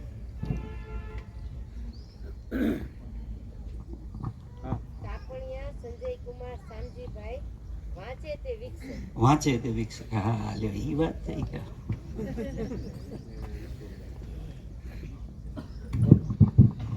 નમસ્કાર સૌને. હવે ગયા વર્ષે હું જ્યારે ઉમરાળ તાલુકામાંથી બદલી થઈને વલભીપુર તાલુકામાં આવ્યો ત્યારે અમારી શાળા જે છે વીરડી પ્રાથમિક શાળા, એમાં બાળકોમાં ઘણું બધું પછાતપણું જોવા મળ્યું મને. તો આ બાળકોને, અમારે સંખ્યા બહુ ઓછી છે શાળામાં, માત્ર 13 જ બાળકો છે 6 થી 8ના. પહેલાં જ્યારે બદલી લીધી ત્યારે અમને એમ હતું કે ટોટલ સંખ્યા 38 હતી, તો 6 થી 8ની 38 હશે. તો જ્યારે પછી અમે એવું વિચાર્યું કે બાળકોના નસીબે આપણે અહીંયા આવ્યા છીએ તો બાળકો માટે કંઈક કરીએ. તો બાળકોમાં ઘણું બધું એવું પછાતપણું જોવા મળ્યું, કારણ કે કોઈ વિષય શિક્ષક હતા જ નહીં ત્યાં. તો મને એવો વિચાર આવ્યો કે બાળકોનો વિકાસ થાય એના માટે આપણે બાળકોને વાંચતા કરીએ. લેખન અભિવ્યક્તિમાં અને મૌલિક અભિવ્યક્તિમાં બાળકો અભિવ્યક્ત જ નહોતા થઈ શકતા. સવિસ્તાર પ્રશ્નોના જવાબ આવે એકમ કસોટીમાં, સત્રાંત પરીક્ષાની અંદર, તો બાળકો સાવ ટૂંકમાં જવાબ લખી નાખે. તો આ સમસ્યાને ધ્યાનમાં લઈને શાળાની અંદર પ્રજ્ઞાના આપણા જે વધારાના ઘોડા છે એનો મેં ઉપયોગ કર્યો. શાળામાં જે પુસ્તકો હતો એનું મેં વર્ગીકરણ કર્યું. એમાં જે નાની સાઇઝના જે પુસ્તકો હતા, બાળકો ઝડપથી વાંચી શકે તેવા, એવા પુસ્તકોને મેં વાર્તાના વિભાગના પુસ્તકો બનાવ્યા. એમાં હિન્દી વાર્તા, અંગ્રેજી વાર્તા, ગુજરાતી વાર્તા, પછી અજબ ગજબ, જોક્સના પુસ્તકો, ધાર્મિક પુસ્તકો, આવા બધા વિભાગ વાઇઝ પુસ્તકો એ પ્રજ્ઞાના ઘોડાની અંદર વિભાગ પાડીને ગોઠવા. હવે શરૂઆતમાં મેં પુસ્તકોનું વાંચન ચાલુ કર્યું જેથી કરીને બાળકોને પ્રેરણા મળે. રિસેસના સમયમાં, ફ્રી સમયમાં આપણે પુસ્તકોનું વાંચન કરતા. હજી પણ બાળકોમાં વાંચન પ્રત્યેની ઉદાસીનતા જોવા મળતી. પછી એક મેં રજિસ્ટર મૂક્યું આ ઘોડાની અંદર, કે એમાં બાળકોએ જાતે જ પુસ્તક લે એટલે એની નોંધ એમાં કરવાની, લઈ ગયા તારીખ લખવાની અને સહી કરવાની. પછી બાળક જ્યારે પુસ્તક વંચાઈ જાય એટલે એ જમા કરે ત્યારે જમા તારીખ લખે અને પુસ્તક છે ત્યાં મૂકીને એ જ તારીખમાં એને બીજું પુસ્તક લેવાનું. પુસ્તક વંચાઈ જાય એટલે બાળકને મેં 7 કે 8 મુદ્દા એક આપ્યા. એ મુદ્દાના અનુસંધાનમાં એ પુસ્તકની સમીક્ષા નોંધ તૈયાર કરે. સમીક્ષા નોંધ તૈયાર કરવા માટે એને પુસ્તક આખું વાંચવું જ પડે, તો જ એ સમીક્ષા નોંધ છે એ તૈયાર થાય. અને સમીક્ષા નોંધની અંદર પુસ્તકના પ્રકાશન, એનું કિંમત, એના લેખક, લેખકનો પરિચય, આ બધી બાબતો અને પુસ્તકની વિષય વસ્તુ, પછી પુસ્તકમાંથી એને ગમતી બાબતો અને પુસ્તકમાંથી એને શું બોધ મળે છે, આ બધી બાબતનો આ સમીક્ષા નોંધમાં સમાવેશ કર્યો મેં. એટલે શરૂઆતમાં એવું થયું કે બાળકો છે એ પુસ્તકની વિષય વસ્તુ લખવાની હોય તો પુસ્તકમાંથી કોઈ એક પેરેગ્રાફ જ લખી નાખે. પછી બાળકને માર્ગદર્શન આપ્યું કે પુસ્તકની સમીક્ષાની અંદર જ્યારે આપણે વિષય વસ્તુ લખવાની હોય છે ત્યારે પુસ્તકનો આપણે એનો ટૂંકો સાર છે એ લખવાનો હોય છે. અને સમયાંતરે પ્રાર્થના સભાની અંદર બાળકોને વાંચનનું મહત્વ સમજાવવામાં આવ્યું. વાંચનને લગતા અમુક કોટેશનો છે એ કહેવામાં આવ્યા. એટલે બાળકો ધીમે ધીમે વાંચન પ્રત્યેની જે ઉદાસીનતા હતી એ દૂર થઈ અને આવી રીતે સરસ મજાની સમીક્ષા નોંધ લખતા થયા. અને જે પુસ્તકોનું જે વાંચન છે એનો ગ્રાફ પણ ઊંચો ગયો. અત્યારે જાન્યુઆરી મહિનામાં 6 બાળકો એવા છે કે જેમને આવા 3 પુસ્તકોનું વાંચન કર્યું છે. અને મહિનાના અંતે જે બાળકો વધારે પુસ્તક વાંચે તેને તેમના ફોટાવાળું જ સન્માનપત્ર બનાવીને આપવાનું અને કોઈ શૈક્ષણિક વસ્તુ એક ભેટ આપવાની, જેથી કરીને એ બાળકને પ્રોત્સાહન મળે અને બીજા બાળકો જે છે એમને પ્રેરણા મળે. આવી રીતે મેં મારું ઇનોવેશન છે એ શાળાની અંદર કરેલું છે. ખૂબ ખૂબ આભાર. એક વિવેક આપણે લોકોએ ઈ કેળવવા છે. લે ભાઈ, પહેલા થેન્ક યુ. એક વિવેક આપણે લોકોએ ઈ કેળવવા જેવો છે કે અત્યારે આપણે જે કામ કરી રહ્યા છીએ એ બધા કામમાંના કેટલાક કામ તો છે ને આપણા કામનો ભાગ જ છે. એટલે આપણે કોને ઇનોવેશન કહેવું અને કોને રિનોવેશન કહેવું એ મુદ્દો છે. પણ આ રસપ્રદ કામ એમણે કર્યું છે. એટલે હું તમે કરેલા કામનો મહિમા ઓછો નથી કરવા માંગતો. હું તમને બધાને સલામ કરું છું 2 હાથે. અને હું એમ કહેવા માંગુ છું કે કેટલાક બહુ જ સ્વાભાવિક ધર્મો શિક્ષક તરીકેના આપણા જે હોય ને એને આપણે રોજિંદા વ્યવહારમાં જ ગણવા જોઈએ. એને આપણે ફાઇલ બનાવીને પ્રેઝન્ટ કરવાનો મુદ્દો ન બનાવવો જોઈએ. હું થોડો કળજીભો છું પણ મને માફ કરજો. અમારે તો એક દિવિશા કરીને છોકરી આવે છે, અત્યારે ભણે છે. એ વાંચવાની બહુ શોખીન છે, ખૂબ વાંચે, ખૂબ. રોજ એક ચોપડી લઈ જાય મૂકી જાય. અમારે ત્યાં જે અમારા વિભાગમાં જે પુસ્તકો છે એ બધા તાળામાં નથી. એટલે લાઇબ્રેરી અમારી વિદ્યાર્થીઓ દ્વારા સંચાલિત છે અને એ લાઇબ્રેરીમાં અમે યુનિવર્સિટીમાંથી પુસ્તકો લઈ આવી છે, પ્લસ મારા પોતાના પુસ્તકો જેટલા છે એ બધા અવેલેબલ છે. એટલે મારી ઓફિસની બહાર એક નાનકડી એક જે કેબિન છે ત્યાં આગળ 3-4 કબાટો ભરીને પુસ્તકો છે. રોજ છોકરાઓ પેલા મકોડા ગોળને ચોંટ્યા હોય એમ એ કબાટને ચોંટેલા હોય છે અને એ લોકોને એમાંથી જે લેવું હોય એ લઈ જવાની છૂટ. અને પાછું મૂકી જાય તો ઠીક છે, ન મૂકી જાય તો કઈ વાત. એ લોકો એક રજિસ્ટર રાખે છે અને એ રજિસ્ટરમાં એ લોકો નોંધ કરતા હોય છે. પણ ચોપડીઓ તાળામાં મૂકી રાખવા માટે નથી હોતી. જગતભરના ગ્રંથાલયોના ગ્રંથપાલો છે ને, એની મને બહુ ઈર્ષા આવે. એ લોકો છે ને એટલું બધું આમ ઓલા માથે હરપ થઈને બેઠા હોય. હવે જો કે ગ્રંથપાલો જ નથી, હવે તો પીટી ટીચરો નથી, ચિત્ર શિક્ષકો નથી, ગ્રંથપાલો નથી, અને એ બધું કામ આપણે હેન્ડલ કરવાનું છે. તો પુસ્તક વાંચવા વાળી વાત છે તે બહુ જ રસપ્રદ છે. મારી પાસે ઘણી કથાઓ છે એના વિશેની, પણ મને હજી લોભ છે કે હું તમને વધારે સાંભળું અને હું ઓછું બોલું. એટલે હજી એકાદ શિક્ષક મિત્રને આપણે બોલાવીએ. પછી એક મિત્ર મને કહેતા હતા, ગોરધનભાઈ તમે જ આવી જાઓ, પહેલા આવી જાઓ. પછી આ છોકરા એમ કહેતા હતા, ઓલે ન્યા બેઠા ને ઈ કે સાહેબ ટીકડીઓ અમારી હાટું વધારજો. એટલે હવે એ લોકોને બોલાવી લઈએ કે હવે તમે જ કહો ને શું થતું હતું તમારું ત્યાં એમ.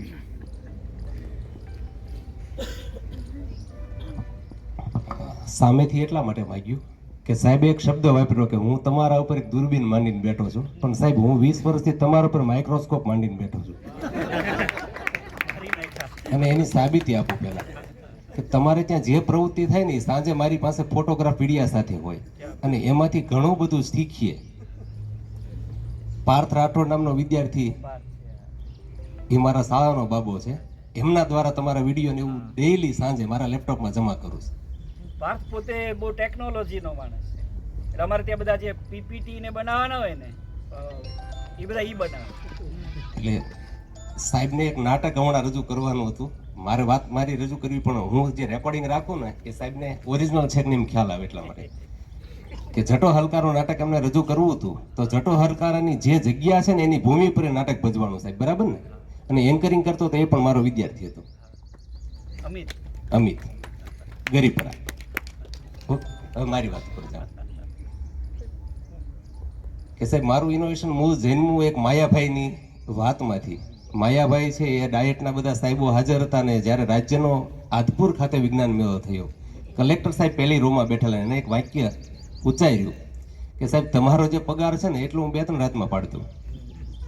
એટલે કલા છે વિદ્યા કરતા કેટલી ચડિયાતી છે એવું એને કીધું, ને પાછું વાક્યને વારી લીધું કે તમારી હવની કૃપાથી તમારા શિક્ષણથી હું અહીંયા સુધી પહોંચ્યો, એનો મને આનંદ છે. પણ એમાંથી એક મીઠી ટકોર, સાહેબે જેમ 2 વાત કીધી, મને એક ટકોર એ હતી કે આપણને ઈશ્વરે જે કંઈ કલા આપી તો એ કલા ક્યારેક વાપરવી જોઈએ. જેમ કે એક બેન છે સરસ મજાની રસોઈ કરી અને પીરસી દીધી. એમના સસરાએ કીધું કે તો બહુ ખારું છે, માપ કરતા વધારે. સાસુનો વારો, ઓહો આ તો વધારે પડતી ખારાશ. જેટલા સભ્યો બોલતા એ બધા ખારાશનું વર્ણન કરતા ગયા, અને છેવટે એના દીકરાનો વારો આવ્યો. એને ચાખીને તરત રસોડામાં જઈને કીધું કે મમ્મી કઈ ઘટના બની કે આવું ક્યારેય બન્યું નથી 20 વર્ષમાં. તો ખારાશ વધી જવાનું, તો કે બેટા એમાં એવું બન્યું કે તારા મામાનો ફોન આવ્યો કે તારા નાનાની આજે તબિયત અતિશય ગંભીર છે. ત્યારે 2 આંસુના ટીપા અંદર પડી ગયા. એટલે આવી વેદના છે ને સાહેબ, એ વેદ કરતા ચડિયાતી છે ને, એવી વેદના જ્યારે અંદરથી ઉદ્ભવે ને ત્યારે તમને ક્યાંક ને ક્યાંક ઇનોવેશન જન્મ પામે. એટલે મારું જે હવે ઇનોવેશન છે સાહેબ એ તમારે લગતું છે, એટલે મેં સામેથી હાથ ઊંચો કર્યો. મારા જે વિદ્યાર્થીઓ છે એ હું પોતે ગણિતનો PhD માણસ છું, અને ગણિતમાં તો મેં દક્ષિણ આફ્રિકા સુધીની સફર ખેડેલી છે વિદ્યાર્થીઓને લઈને. નેશનલ 4 વાર જઈ આવ્યો, ઇન્ટરનેશનલ 1 વાર જઈ આવ્યો. પણ સંગીતના ક્ષેત્રમાં, સાહિત્યના ક્ષેત્રમાં તમે જે કરો એમાંથી મિથ્યાભિમાનમાં પણ એક મારી બેન મુખ્ય રોલમાં હતી. એટલે એ પણ ડેટાથી લઈને અત્યાર સુધીના ડેટામાં 64 પ્રકારની કલાઓની અંદર હું 15 પ્રકારની કલાઓને પોતે જાણું છું, અને એમાંની 13 કલાઓમાં વિદ્યાર્થી સક્સેસ ગયા છે. એના વિડીયો લઈને આજે આવ્યો છું. અને એ વિદ્યાર્થીઓ આજે ક્યાં છે? 6 વિદ્યાર્થીઓ ડાયરામાં પરફોર્મન્સ કરે છે.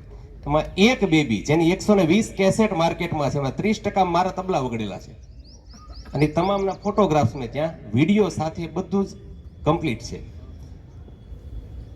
એટલે તુલસીદાસજીને એક જ્યારે પૂછવામાં આવ્યું ત્યારે એક સરસ ગુરુજીને લઈને જવાબ આપ્યો કે ધન હરે ધોખો કરે શું ખાક જ્ઞાન ભરે?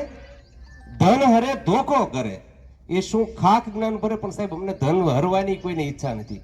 મેં 3 વાર સફર કરાવી, 3 વાર મારા ખર્ચે સફર કરાવી છે. એટલે આમાં ધન હરવાની ક્યાંય વાત જ નથી.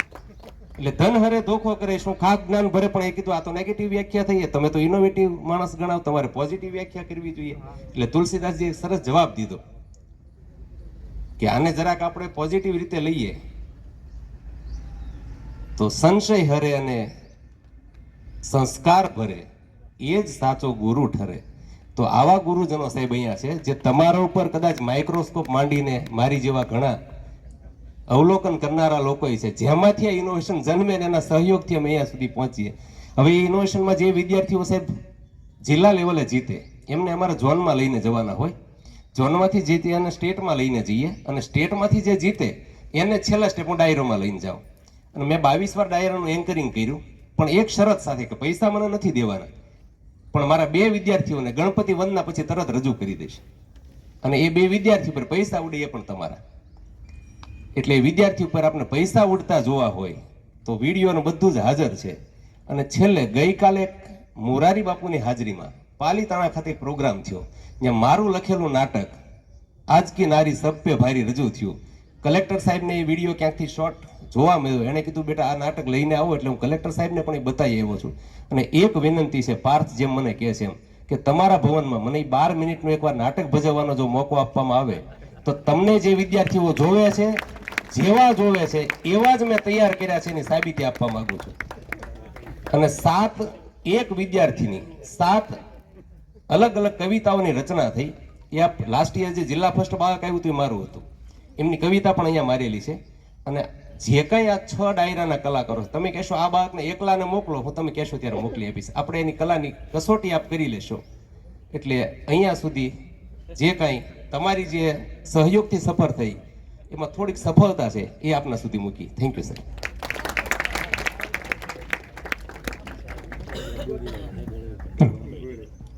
માફ કરજો સાહેબ, ગોરધનભાઈ જે વાત કરી ને હમણાં, હિરેનભાઈ, હું મારી સ્કૂલ માટે રજાના દિવસે, મને યાદ નથી કયું હતું, રવિવાર હતો કે ખબર નથી, રજાના દિવસે હું સ્કૂલ માટે અલંગ ખરીદી કરવા જતો હતો. અમે 4-5 મિત્રો, અને સ્કૂલ માંડવા સ્કૂલ છે, એનો દરવાજો બહુ મોટી સ્કૂલ છે, જેને તળાજાના મિત્રોને ખબર છે.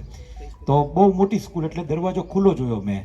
એટલે મેં બધાને કીધું ચાલો આપણે જઈએ. મેં કીધું આ અહીંયા તબલા વાગે છે, બધા ગ્રાઉન્ડમાં પ્રેક્ટિસ કરતા હતા. એટલે હું ત્યાં ગયો, અમારા બધા 2-4 જણા સાથે હતા એમની સાથે. સાહેબ, ગોરધનભાઈ એ વિદ્યાર્થીઓને કલા મહાકુંભની તૈયારી કરાવતા હતા, અને એવી રીતના એ તૈયારી કરાવતા હતા, જે ખંતથી તૈયારી કરાવતા હતા. એટલે એમણે જે કાંઈ કહ્યું છે, એ ત્રાંબક હતા ત્યારે પણ એટલું સરસ કામ, અને જે કાંઈ કહ્યું છે બહુ સત્યતાપૂર્ણ વાત છે એમની. એટલે એમની નિષ્ઠાને આપણે એક વખત જોરદાર તાલીથી આપણે વધાવી દઈએ. અને કોઈ પ્રકારની પ્રસિદ્ધિની અપેક્ષા નહીં સાહેબ, આપણે તો થોડુંક કરીએ અને મોટી વાત કરીએ, પણ કોઈ પ્રકારની અપેક્ષા વગર એમણે એ સરસ કામ કર્યું હતું. એટલે અમને અમારા બધા શિક્ષકો પણ બહુ ખુશ થયા હતા એમની ઉપર. Thank you. આ ચોકલેટ માટે જ બોલ્યો હતો.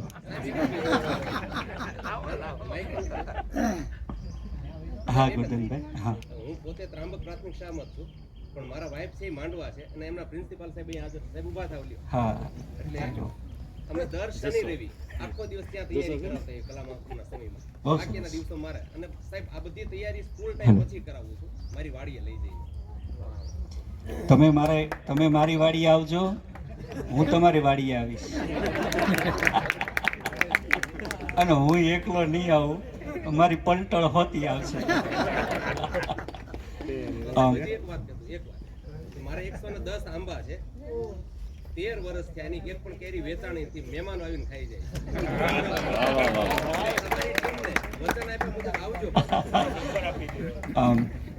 હું આજે સેતુ જોડવાની વાત કરું છું ને, તે આ છે. મારા વિભાગ ઉપર હમણાં મુંબઈ યુનિવર્સિટીના 40 બહેનો સ્ટડી ટૂરના ભાગરૂપે આવ્યા.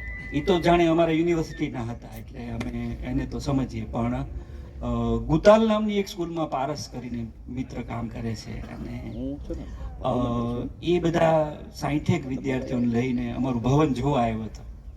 ત્યારે અમને બધાને એમ થયું કે હાલા આપણું ભવન કાંઈક જોવા જેવી વસ્તુ લાગે છે. પણ એ લોકો અમારી સાથે આવ્યા, આખો દિવસ રહ્યા, અમે લોકો બહુ આનંદ કર્યો. નિશાળના છોકરાઓ, પાલીતાણાથી હમણાં ઘનશ્યામભાઈની નિશાળના છોકરાઓ આવી ગયા, ચમો વિદ્યાલયના, એ લોકો પણ વિભાગ પર આવ્યા. એટલે ભાષાનું કામ છે એ નિશાળમાં ચાલતું હોય તો ત્યાં વિશ્વવિદ્યાલયમાં ચાલે છે. વિશ્વવિદ્યાલય અને નિશાળ બે ભેગા થાય અને નિશાળોમાં ભાષા અંગેની સજાગ અને સભાન એવી જો પ્રવૃત્તિઓ વધારે થાય તો એ તો બહુ જરૂરી છે.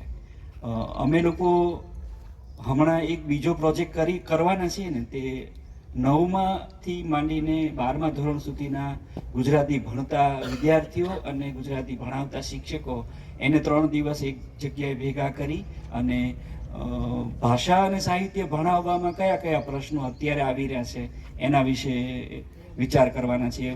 શ્રેષ્ઠ તજ્ઞો એમાં એક્સપર્ટ્સ આવે અને 2 દિવસ સાથે રહે અને ભણવાની કૃતિ ભજવીએ, એમાં નાટકો ભજવીએ, એમાં બધામાં તમારા લોકોની મદદ જોશે. ખાલી પરિપત્રોથી આ કામ નહીં થાય. એ સ્વયંપત્રો જ્યાં સુધી નહીં હોય ને ત્યાં સુધી નહીં થાય. તો ત્યારે તેલ નાખશું, તમે લોકો અમને મદદ કરજો.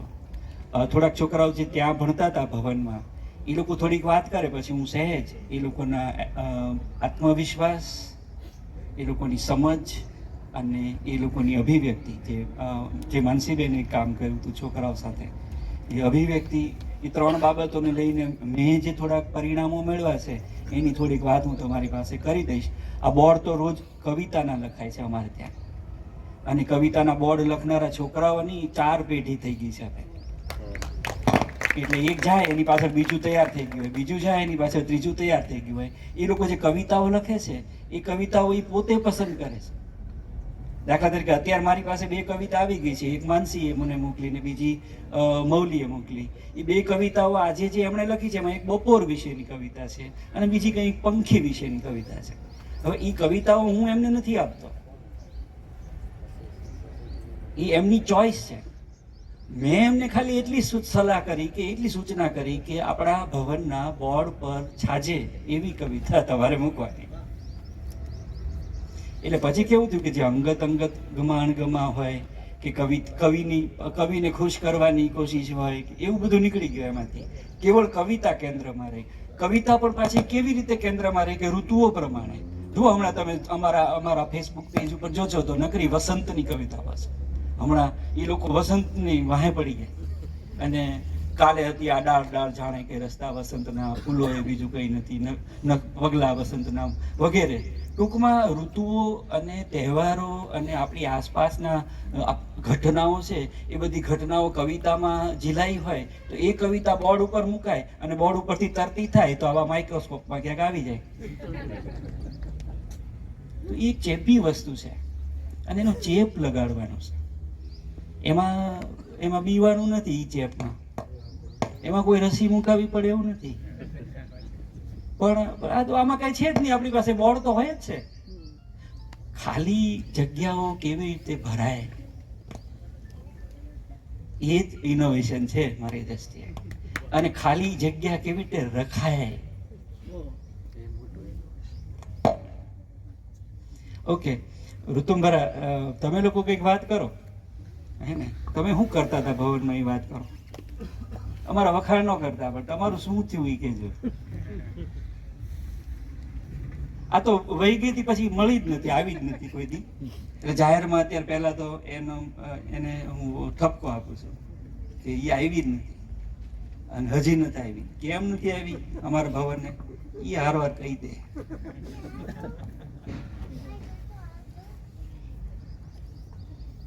પહેલી વસ્તુ તો હું જે શીખી છું ને એ બાપુના લીધે શીખી. 2 ઓક્ટોબરે મારે 3 બાપુ ભેગા થાય, એમાં ના એક બાપુ. મને ગુજરાતી ભાષા સાહિત્ય ભવન ખાલી એમ કહીએ ને કે અમે ત્યાં જઈએ ને એટલે ભૂતપૂર્વ વિદ્યાર્થી આવે ને તો આપણે શું કહીએ કે અહીંયા ભૂતપૂર્વ વિદ્યાર્થીઓ માટેનું સંમેલન. ત્યાં એવું નથી. તમે જાઓ ને એટલે સાહેબ ઓળખી જ જાય અને એમ જ કે ભૂતડા આવ્યા. આ ભૂતળા શબ્દ એ ભાષા, અને એ ભાષા એ એવી કે તમને તળપદા શબ્દો તમે જે ભૂલી રહ્યા છો એને યાદ અપાવે. અને અત્યાર સુધી આપણે હંમેશા વિદ્યાર્થી પાસે એવો આગ્રહ રાખીએ કે મને સાહેબ કે મેડમ કે. ભવનમાં ક્યારેય મેં જોયું નથી કે અમે કોઈને સાહેબ કે મેડમ કીધા હોય. જાનવી દીદી, કિરણ દીદી, મહેન્દ્રભાઈ, વિનોદભાઈ, વિપુલભાઈ, આ ભાઈ, અમૃત કાકા હતા તો અમે એને કાકા કહીને બોલાવતા હતા. આ ભાઈ અને બેનની ભાવના હતી ને તો અમને ખબર નહોતી એમ ઘરે જઈએ છીએ ભણવા જઈએ. અને આજે એ જ પરિવાર, અમારો ડાયટ પરિવાર, સાહેબ ઘણીવાર જી સર કરવું પડે છે, પણ કહેવાય ને કે શબ્દો ક્યારેક વંઠે તને ના ન પડે એટલે જી સર કહી દઈએ છીએ. બાકી અંદરથી તો ભાઈ કહેવાનું જ મન થાય ને. આજે તે પણ હું ગમે ત્યાં હોય ને તો હિરેનભાઈ એમ શબ્દ મારાથી બોલાઈ જાય, યાજુસીબેન એવો શબ્દ બોલાઈ જાય, મેડમ કહેવાની ટેવ નીકળી ગઈ. અને હું વર્ગખંડમાં પણ ક્યારે એવો આગ્રહ નથી રાખતી કે મને કોઈ મેમ કે. ઋતુબેન શબ્દ ટૂંકો થઈ ગયો, પણ એ શબ્દ ભવનમાંથી હું આજે પણ જ્યાં જ્યાં જાઉં છું, મેં અરવલ્લી જિલ્લામાં સાહેબ નોકરી કરી, કોઈ દિવસ એવું નહીં બન્યું હોય કે વિદ્યાર્થીઓએ મને મેડમ કીધા હોય. બેન કહીને જ બોલાવવાની ટેવ પાડી. જે બેન શબ્દ છે ને નજીક લાવે, સાહેબને મેડમ વચ્ચે અંતર થઈ જાય, આવું હું માનું છું. અને ભવનમાંથી તો અમે જે શીખ્યા છે એ ઓળો રોટલો સાહેબ.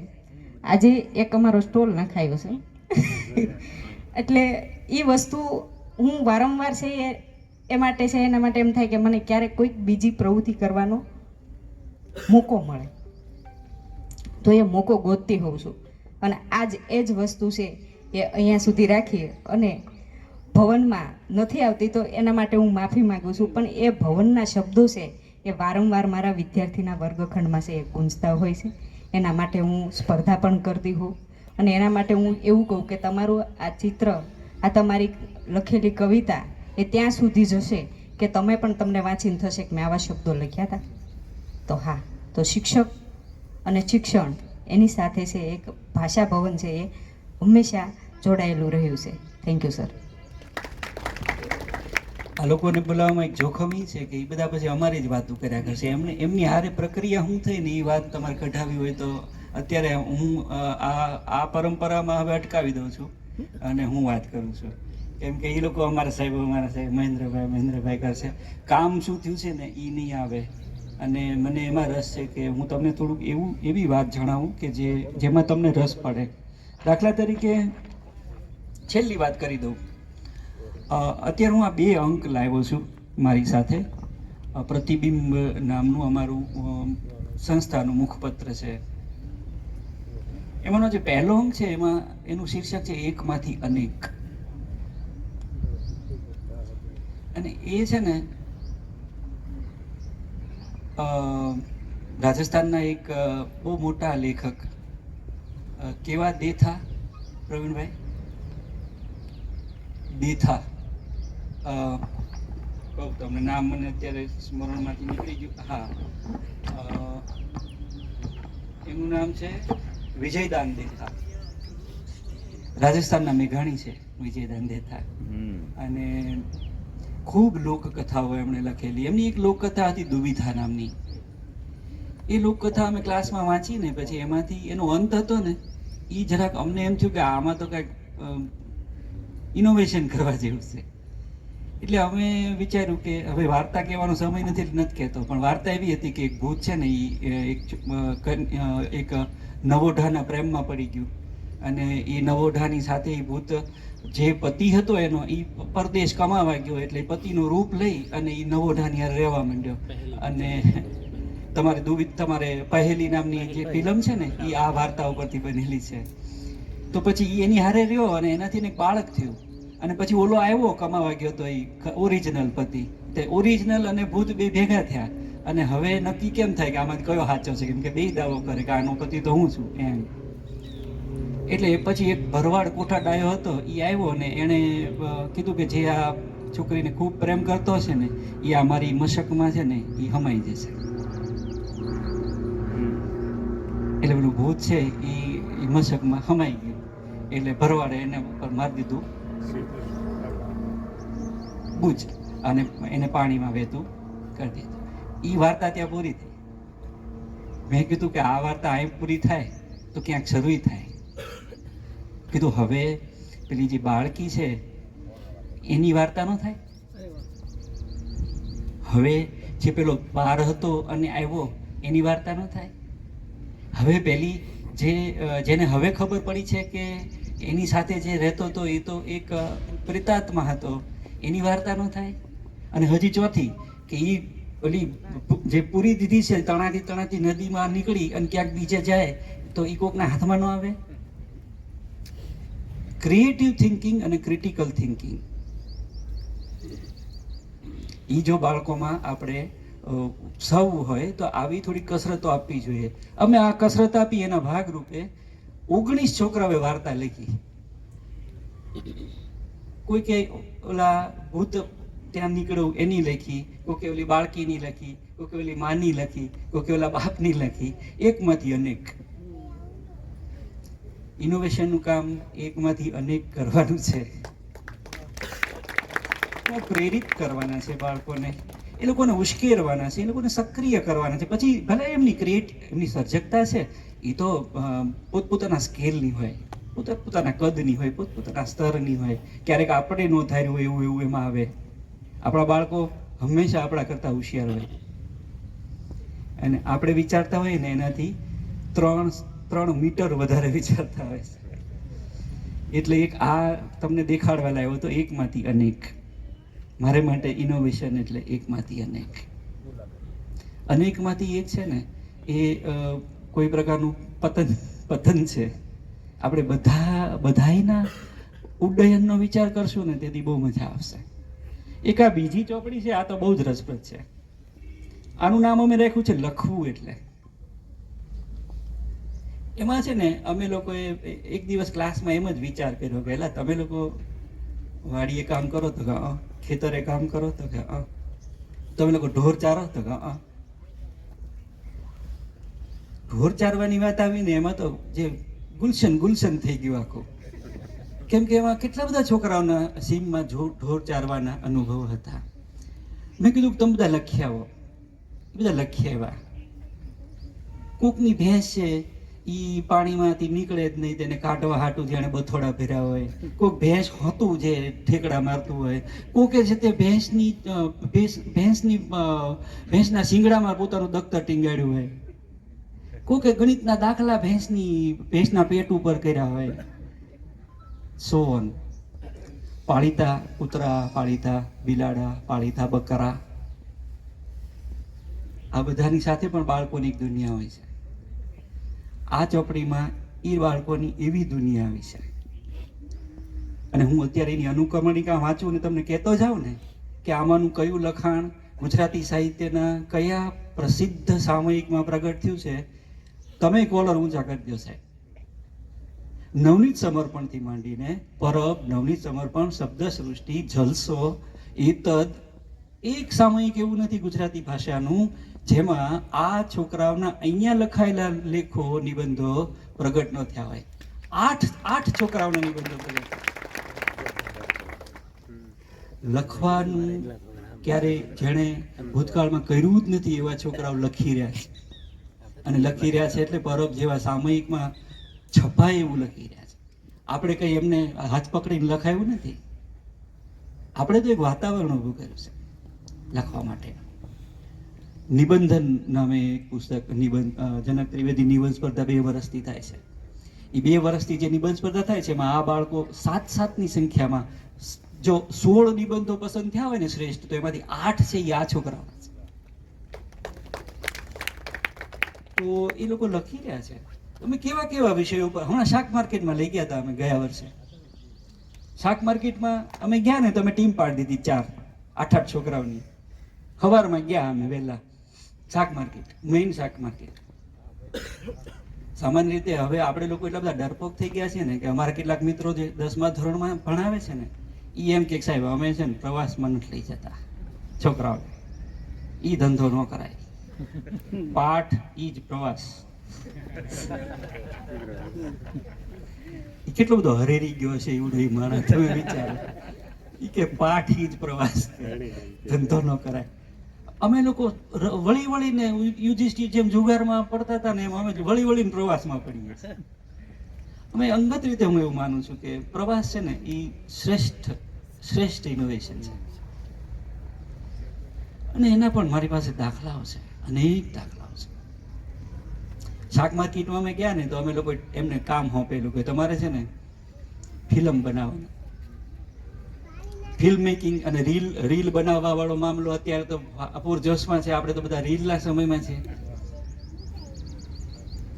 તો એ લોકોને મેં એવું કામ આપ્યું કે તમારે છે ને બધા રંગો પકડવાના, આકારો પકડવાના, ગોઠવણી પકડવાની, અવાજ પકડવાના, એકાદી સ્ટોરી લાવવાની એમાં, અને અનિવાર્યપણે શાક માર્કેટની સ્મેલ એમાં આવી છે.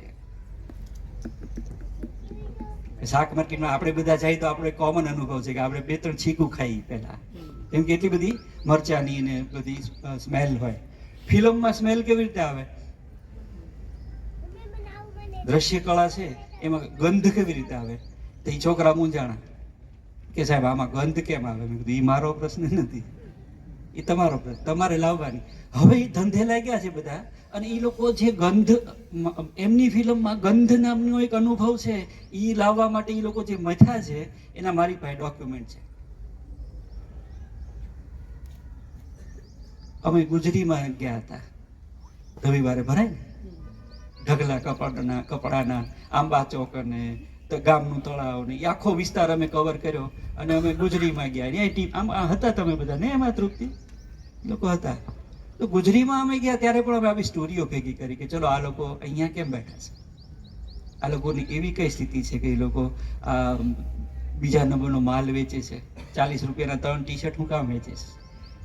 તો એની કથાઓ આવી બધી લખી છે એ છોકરાએ, અને હવે આવી રહી છે. જે તે સમયે ગુજરીમાં ગયા હતા એમ અમે એમને મોલમાં લઈ ગયા.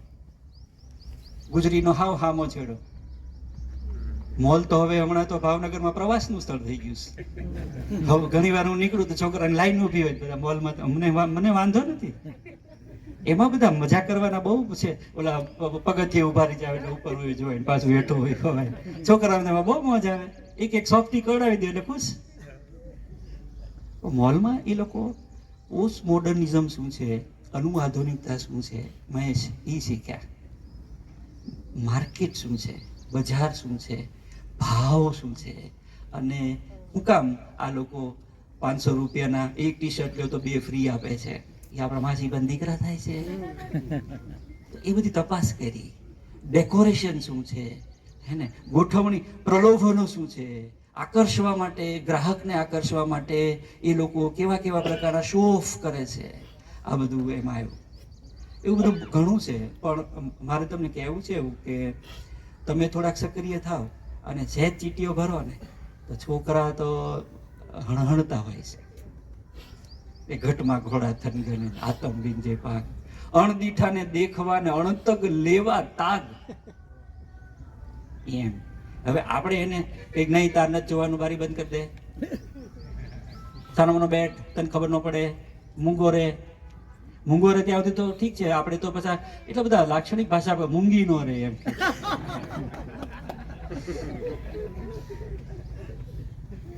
આપણે આપણા વિદ્યાર્થીઓ સાથે જે પ્રકારના ભાષિક વ્યવહારો કરીએ છીએ એ ભાષિક વ્યવહારોનો પણ એક પ્રભાવ હોય છે. એટલે બહુ બધું છે. તમે ક્યારેક નિરાતે મળશો તો હું નિરાતે વાત કરીશ. મને તો હાથ ચળ છે. અમારા છોકરાઓને હું કહું ચોઘડિયું ચળનું હોવું જોઈએ. ચલનું તો હોય જ છે, ચળનું ચોઘડિયું હોય તો બધું થાય, અને હાથ ચળ હોય તો બધું થાય. હાથ ચળે અહીંયા આવ્યો તો તમારી હારે વાત કરવાની. કેમ કે મરતા ઊંટનું મોઢું મારવાડ પડ્યું હોય. ઊંટ મરે છે એ વાત સાચી છે, એને મરવા નથી દેવું એ આપણા બધાની સહિયારી જવાબદારી છે. તો મને અહીંયા તમારી સાથે આવી રીતે થોડોક અનૌપચારિક અને થોડોક દિલથી વાત કરવાનો જે મોકો મળ્યો એના માટે હિરેનભાઈ અને સૌ મિત્રોનો અને આ બધા છોકરાઓ પાછા આજે મળ્યા એ બધા એનો આનંદ, તમને બધાને જોવાનો, તમારામાં રહેલા પરમેશ્વરને વંદન કરવાનો મને જે મોકો મળ્યો એ માટે ખૂબ આભાર ઈશ્વરનો અને તમારા સૌ. આભાર સાહેબ. હિરેનભાઈને વિનંતી.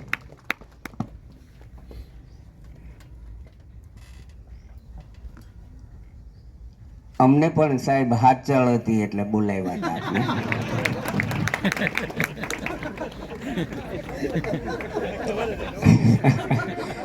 હવે ઓલી પીપર મારે ખાવાની છે એટલે મજબૂરી હાલાત ઇધર ભી હે ઉધર. અમે 2 સ્ટોલ કર્યા છે ઇનોવેશનના, એટલે એની વાત કરી દઉં. એક સ્ટોલ છે એ વિદ્યાર્થી અનુભવ લઈને લોકભારતી આવ્યા ને, ત્યાં આનંદ બજાર નામની એક પ્રવૃત્તિ રાખી હતી, પાર્થેશભાઈએ હેન્ડલ કરી હતી. તાલીમાર્થીઓએ પોતાના પૈસા ઉઘરાવીને ફૂડ કાઉન્ટર કર્યું હતું, અને સણોસરામાં તો આ વર્ષોની પરંપરા, વર્ષનો એક દિવસ એ આનંદ બજાર રાખતા હોય. એમાં વિદ્યાર્થીને એમ હતું કે પાર્થેશભાઈ પોરો ચડાવ્યો એટલે કોને કઈ વસ્તુ આવડે બનાવતા, એટલે 4-5 આઈટમ બનાવી. 4-5 આઈટમ બનાવી વિદ્યાર્થીએ જાતે પૈસા કાઢ્યા અને 600 રૂપિયાની કમાણી થઈ. એ કમાણી થઈ એટલે એને સાંભળ્યું કે આ ભવનમાં કાંઈક ફેસ્ટ મેળો થવાનો છે, એટલે એને ઓલી કમાણી યાદ હતી, કઈ સણોસરાવાળી, એમાં તો ગામને આવતા. અહીંયા એને સ્ટોલ કરવો હતો એટલે આપણે મંજૂરી આપી. મને કે સાહેબ પૈસાનું, એટલે મેં કીધું અમારા 1000 ને પછી અધ્યાપકો 500 કાઢે. પણ મેં એને કીધું તું તમે સણોસરા છે એ ધ્યાનમાં રાખીને આ સ્ટોલ નહીં કરતા, કારણ કે ઓલા પણ વિદ્યાર્થી હતા, અહીંયા ગુરુજી છે. છતાંય આપની માટે, ઇનોવેશન માટે એ લોકોએ બનાવેલી વસ્તુઓનો સ્ટોલ રાખ્યો છે. આપની યથાયોગ્ય પ્રમાણે એને ન્યાય આપશો. બીજો એક સ્ટોલ વિદ્યાર્થી બીએડમાં જે અભ્યાસ કરે છે એને ડાબી બાજુનો સ્ટોલ છે, એણે પોતાનું જાતે બનાવેલું ઇકો ક્લબ અંતર્ગતની પ્રવૃત્તિ કરેલી છે, એનો પણ સ્ટોલ જોશો. બાકી મિતુલભાઈને આપું છું ને સાહેબને પેપર આપવાની વિનંતી કરું. આભાર. હવે પછીના ક્રમે વિનંતી કરું બેન શ્રી રાશિબેન અંધ્યાને કે આજના સમગ્ર કાર્યક્રમની આપ આભાર વિધિ કરશો. આપણે 1:15 વાગે અહીંથી આ આભાર વિધિ પૂર્ણ થાય પછી 1:15 વાગે લંચ બ્રેકમાં જઈશું અને 1:30 વાગે વળી પાછા આવીશું અને 1:30 થી 3 આપણે આ ફેસ્ટિવલને નિહાળીશું અને 3 વાગ્યા પછી આપણે છૂટા પડીશું. બેન શ્રી વિનંતી. ઇનોવેશન ફેસ્ટિવલ આ 10મો છે, એટલે દર વર્ષે આભાર વિધિનો ભાર અલગ અલગ અધ્યાપકોના શિરે હોય. આ પણ એક મજાની વિધિ છે. આમાં કેટલા બધા જોડાયેલા હોય, અને આજે તો એટલા બધા તળપદા શબ્દો વાપર્યા સાહેબે અને એટલી બધી મજા આવી ગઈ. એટલે અમારા તાલીમાર્થીઓનું જ્યારે સ્ટોલનું નામ લખવાનું હતું ત્યારે શું લખવું એ થતું હતું. પછી મેં કીધું કે આવું કાંઈ નહીં, ભવનનું ભાવતું ભાણું, આપણે આવા કંઈક શબ્દોનો પ્રાસ મેળવીએ. ઋતુબેન ખુશ થઈ ગયા, કારણ કે પાયામાં છે ને એને તો આ બધું, એટલે અમે એવું ત્યાં લગાવ્યું છે. તો આ મને જે જવાબદારી આપી છે એમાં સૌથી પહેલાં હું મારા સેવક મિત્રોનો આભાર માનીશ. એ મિત્રો એવા છે કે એને તમે ગમે તે કામ ચીંધી શકો, અને આમાં હજારો કામ કરવા પડે, ચાચા રળિયામણાની જેમ. તો એ સેવક મિત્રોએ એક પણ કામની ક્યારે અમને ના નથી પાડી. ભોજન બનાવનાર કમિટી, એમણે સતત સજાગ રહીને આપણે બધાને ભાવે એવા ભોજન બપોરે પીરસ્યા છે, ચાય પણ આપી છે. લાઇટ, સાઉન્ડ, સ્ટેજ, મંડપ, સ્ટેજનું સુશોભન, જો બધે ઇનોવેશન છે. પહેલો ઇનોવેશન ફેર હતો ને ત્યારે રાજેશ્રી બેને ને બધા બહેનોએ ને બધાએ, ત્યારે અમારી પાસે તાલીમાર્થીઓમાં દીકરીઓ નહોતી, ખાલી પીટીસીના ભાઈઓ જ હતા. અમારું પીટીસી ચાલતું હતું. તો અમે બધાએ મહેનત કરીને ખૂબ સરસ સુશોભન સ્ટેજનું કરતા હતા. આજે એનામાં પણ ઇનોવેશન છે. મંડપ સર્વિસવાળો જ આવા સરસ તોરણવાળી, સરસ બાઉન્ડ્રીવાળી, એકરૂપતાવાળી, અને જોવી ગમે, મગજને મનથી માણવી ગમે, હૃદયને ગમે એવી સરસ સુશોભનની બધી એકરૂપતા લાવી છે. તો આ મંડપ સર્વિસવાળાને બધા આપણને બધાને છાંયો આપ્યો છે. રજિસ્ટ્રેશન માટે જે બધા મિત્રો ત્યાં કામે લાગી ગયા હતા, 10 વર્ષમાં પહેલો અનુભવ છે કે અમારો વહીવટ સતત અમારી સાથે રહ્યો છે. કદાચ વહીવટી મિત્રો આ વસ્તુ નહીં સાંભળતા હોય, પણ તમારામાંથી કોઈક પહોંચાડજો કે બેને આપ સૌના ખૂબ વખાણ કર્યા છે. સતત અમારી સાથે છે અમારો વહીવટ, અને જ્યાં શિક્ષણની સાથે વહીવટ છે ને ત્યાં શિક્ષણ મેદાન મારી જ જાય એની ગેરંટી છે. શિક્ષણ ઉપર વહીવટ ક્યારેય હાવી ન થાય અને સાથે રહે એવી સૂઝ અહીંયાના પ્રાચાર્યમાં પણ છે, અને એને કારણે જ કદાચ અમે આટલો સરસ બધા સંપીને આગળ વધી શકતા હશું. અહીંયા ઉપસ્થિત રહેનાર તમામ ટીપીયુ, બીઆરસી, સીઆરસી મિત્રો એ સૌનો આભાર. અને રોજે રોજ અહીંયા જે તજજ્ઞ મિત્રો આવ્યા છે, કોના વખાણ કરું. અને અમને તો ચળ હતી જ તે, પણ સાહેબે તો કદાચ ચળમાં ખૂબ વધારો કર્યો છે, અને અમે તો આ બાબતના ખૂબ જ આગંતુક છીએ કે અમને આવા તજજ્ઞો મળે. અને મને તો આમાંથી પણ ઇનોવેશન મળી ગયું છે. ભલે આ 10મું ઇનોવેશન છે, પણ આપણે જે રેન્ડમલી 2-3 જણાને અહીંયા સાંભળ્યા એ ખરેખર એ લોકો માટે તે આનંદનો વિષય હતો ને અમારા માટે પણ નવું હતું કે જો આવું કરીએ આપણે તો એ ખરેખર મજા આવે. આમાંથી સ્ટોરમાંથી 3 દિવસ કોઈકને એક બેને અહીંયા લાભ આપ્યો હોય તો એમની શક્તિને વાચા મળે અને આવનાર મિત્રોને સમજૂતી મળે કે આપણે શું જોવાનું છે ને કેમ કરવાનું છે, અને એ ઠેઠ સુધી પહોંચે. આ પણ એક, અને પસંદગી કરવાની પદ્ધતિ પણ ઇનોવેટિવ હતી. કોઈ પણ આવે એમ નહીં, અમારી પાસે બોલાવ્યું ને એમાંથી જે મિત્રો ઊભા થાય. એટલે ઇનોવેશન ડગલે ને પગલે છે, સમાયેલું છે. એને તમે જેટલું વાગોળો અને ઉજાળો એટલું એ તમને ઉપયોગી થાય.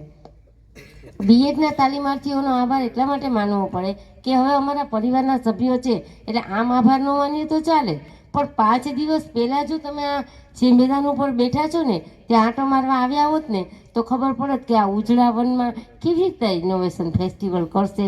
ડીઆઈસી કોર્ડિનેટર બંને મિત્રો વાજાભાઈ અને હેમાંગભાઈ, તાલીમ શાખાના બંને લેક્ચરર મિત્રો, શું આમાં કેવી રીતના થશે. આટલું સરસ બિલ્ડિંગ અહીંયા બની ગયું, એનો લાભ આપણે બધા મેળવી રહ્યા છીએ પવનની દ્રષ્ટિએ.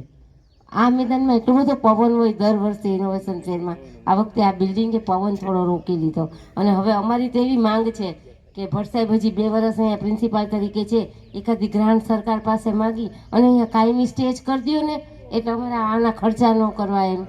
આ મેદાન એ બહુ સરસ છે એમ. એટલે અમારા બધાની વિનંતી છે કે આ એક પ્રયોગ અહીંયા નવું સ્ટેજ આપણે ઊભું કર્યું છે ઇનોવેશનમાં. આ 10મા ઇનોવેશનમાં સ્ટેજ ઊભું થયું છે. બેન સાક્ષી છે, હવે 9 ઇનોવેશનમાં નીચે જ બેસવામાં આવતું, અને આ એટલે જ કદાચ ઊભું કર્યું હશે કે હવે આને પાકા પાયે રૂપ આપવાનું હશે, એટલે આપણે ટ્રાયલ કરી લીધી.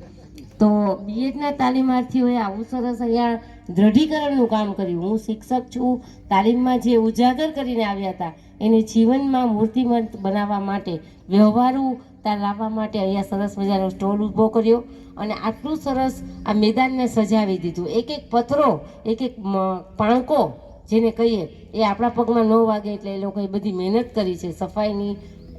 એટલે એમની પણ એન્કર તરીકે મારા મિતુલભાઈને કેમ ભૂલાય, એમનો પણ 3 દિવસ સૌથી પહેલાં એ હાજર હોય. ઇનોવેટિવ શિક્ષક બીજે દિવસે આવે કે ન આવે, મિતુલભાઈ અહીંયા પોતાના માઇક પાસે દોસ્તી કરવા માટે અચૂક આવી ગયા હોય, બધું જ પૂછી લે આજે કોણ છે, શું છે, કેમ છે. સરસ મજાનું સંકલન કરી અને અહીંયા જે આપણને બધાને બાંધી રાખ્યા, તો મિતુલભાઈને પણ કેમ ભૂલાય. અને હા, આ બધા જ મેં જે તમને અહીંયા વર્ણન કર્યું એ બધાને સારી રીતે ગૂંથનાર તમારા બધાના વાલા તો ખરા, એક ડગલું મારા વધારે વાલા એવા આ ભવનના પ્રાચાર્ય શ્રી મને જે આભાર વિધિ કરવા આપી, એટલે એમ પણ એમનો પણ આભાર માનું. અને આપ સૌ વતી આપણે બધાને આટલા સરસ સાંકળે છે. લગભગ 6-7 મહિના પહેલાં તો 4 જિલ્લા હાંકતા હતા સાહેબ. આપની ભાષામાં વાત કરું તો તળપદી ભાષામાં ભાવનગર, બોટાદ, જુનાગઢ અને ગીર સોમનાથ, પણ છતાં હંફાઈ સામેવાળાને હંફાવી દે. આ મારો જાત અનુભવ. થાકે તો નહીં જ તે એટલા તરવરાટવાળા, અને કદાચ એ તરવરાટ તમારા બધામાંથી જ આવતો હશે અને હંમેશા આવતો રહે એવી ઈશ્વરને આપણે પ્રાર્થના કરીએ આવા થનગનતા પ્રાચાર્ય આપણને મળ્યા છે અને આપણને બધાને આટલી સરસ તક મળે છે અને આવા સરસ ફેસ્ટિવલમાં આપણે બધા ભેગા થયા. ફરી એકવાર બધાનો આભાર. પણ એક જ વસ્તુ કેવી છે કે આપણે ઘણા બધા મૂલ્ય શિક્ષણો આપીએ છીએ. હવે તો મેં દેશ વિદેશ ફર્યા છે, હવે એ બધાના નામ નથી લેવા. અમેરિકાના વિઝા મળ્યા છે તો કોઈક દી પગલાં પાડવાનું મન થશે, એને જરૂર હશે તો આપણે જાશું, આપણો વટ તો ખરો જ તે. તો મને એક વસ્તુ એ કહેવી છે કે આપણે સ્વચ્છતાના પાઠ ભણાવીએ છીએ પણ પાયામાં ક્યાંય એમ નથી કહેતા કે ગંદકી ન કરો. ગંદકી કરવા દઈએ છીએ. આ વિકસિત દેશો જે કહેવાય છે એનો અને આપણા ભારત દેશનો આ મેઇન તફાવત છે, હું જ્યાં સુધી સમજુ છું ત્યાં સુધી.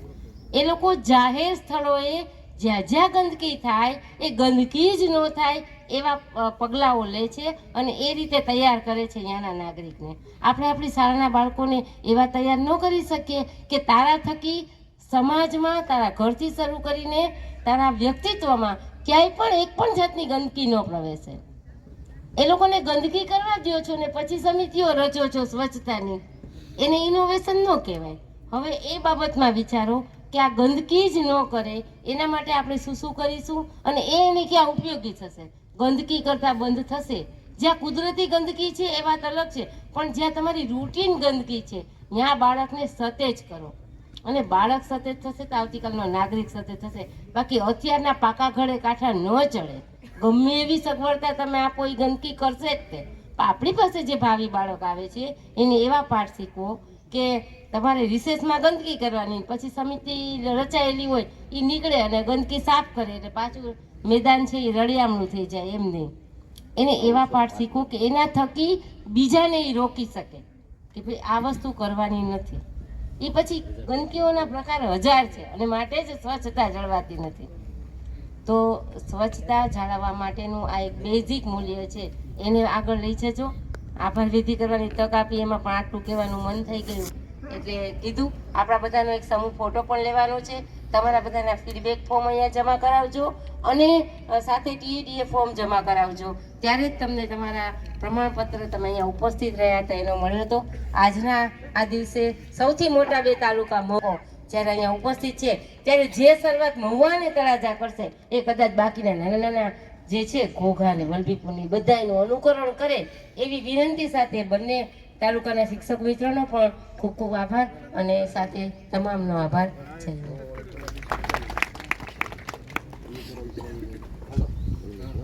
Hello check. ઇનોવેટિવ શિક્ષકો માટે થોડી સૂચના છે કે પરમાર સાહેબ છે તો અહીંયા સ્ટેજ પાસે આવી જાય અને જે તળાજા મહુવાથી શિક્ષકો આવ્યા છે એમને TADA ફોર્મ માટેની 2 જ મિનિટની સૂચના આપી દઉં. તમારો bank account number, IFSC code ને મોબાઈલ નંબર ને કિલોમીટર, આ ત્રણેય વસ્તુ ખૂબ જ મહત્ત્વના છે.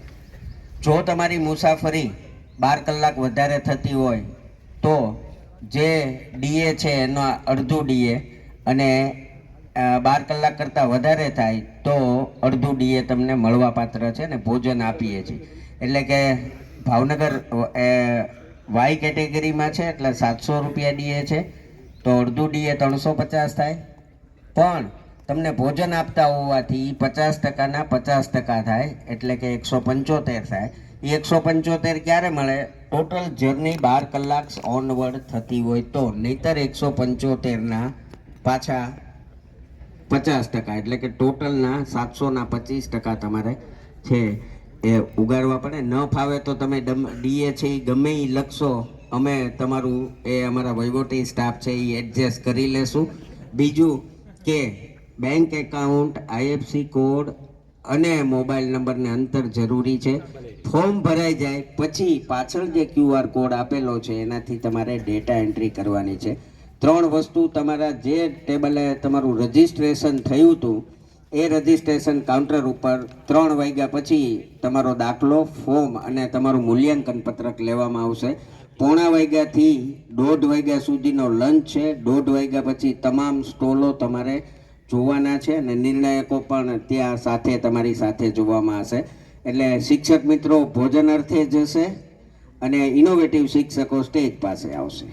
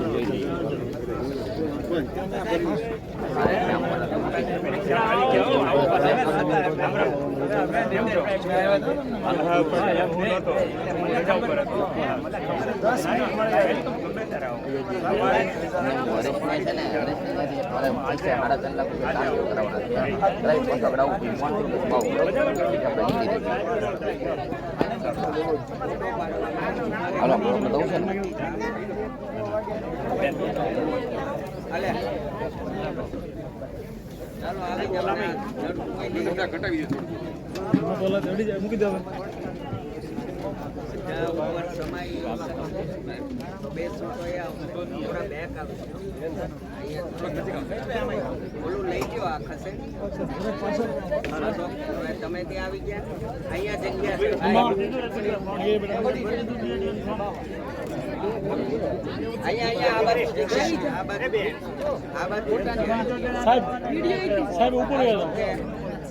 ચાલો રેડી કેજો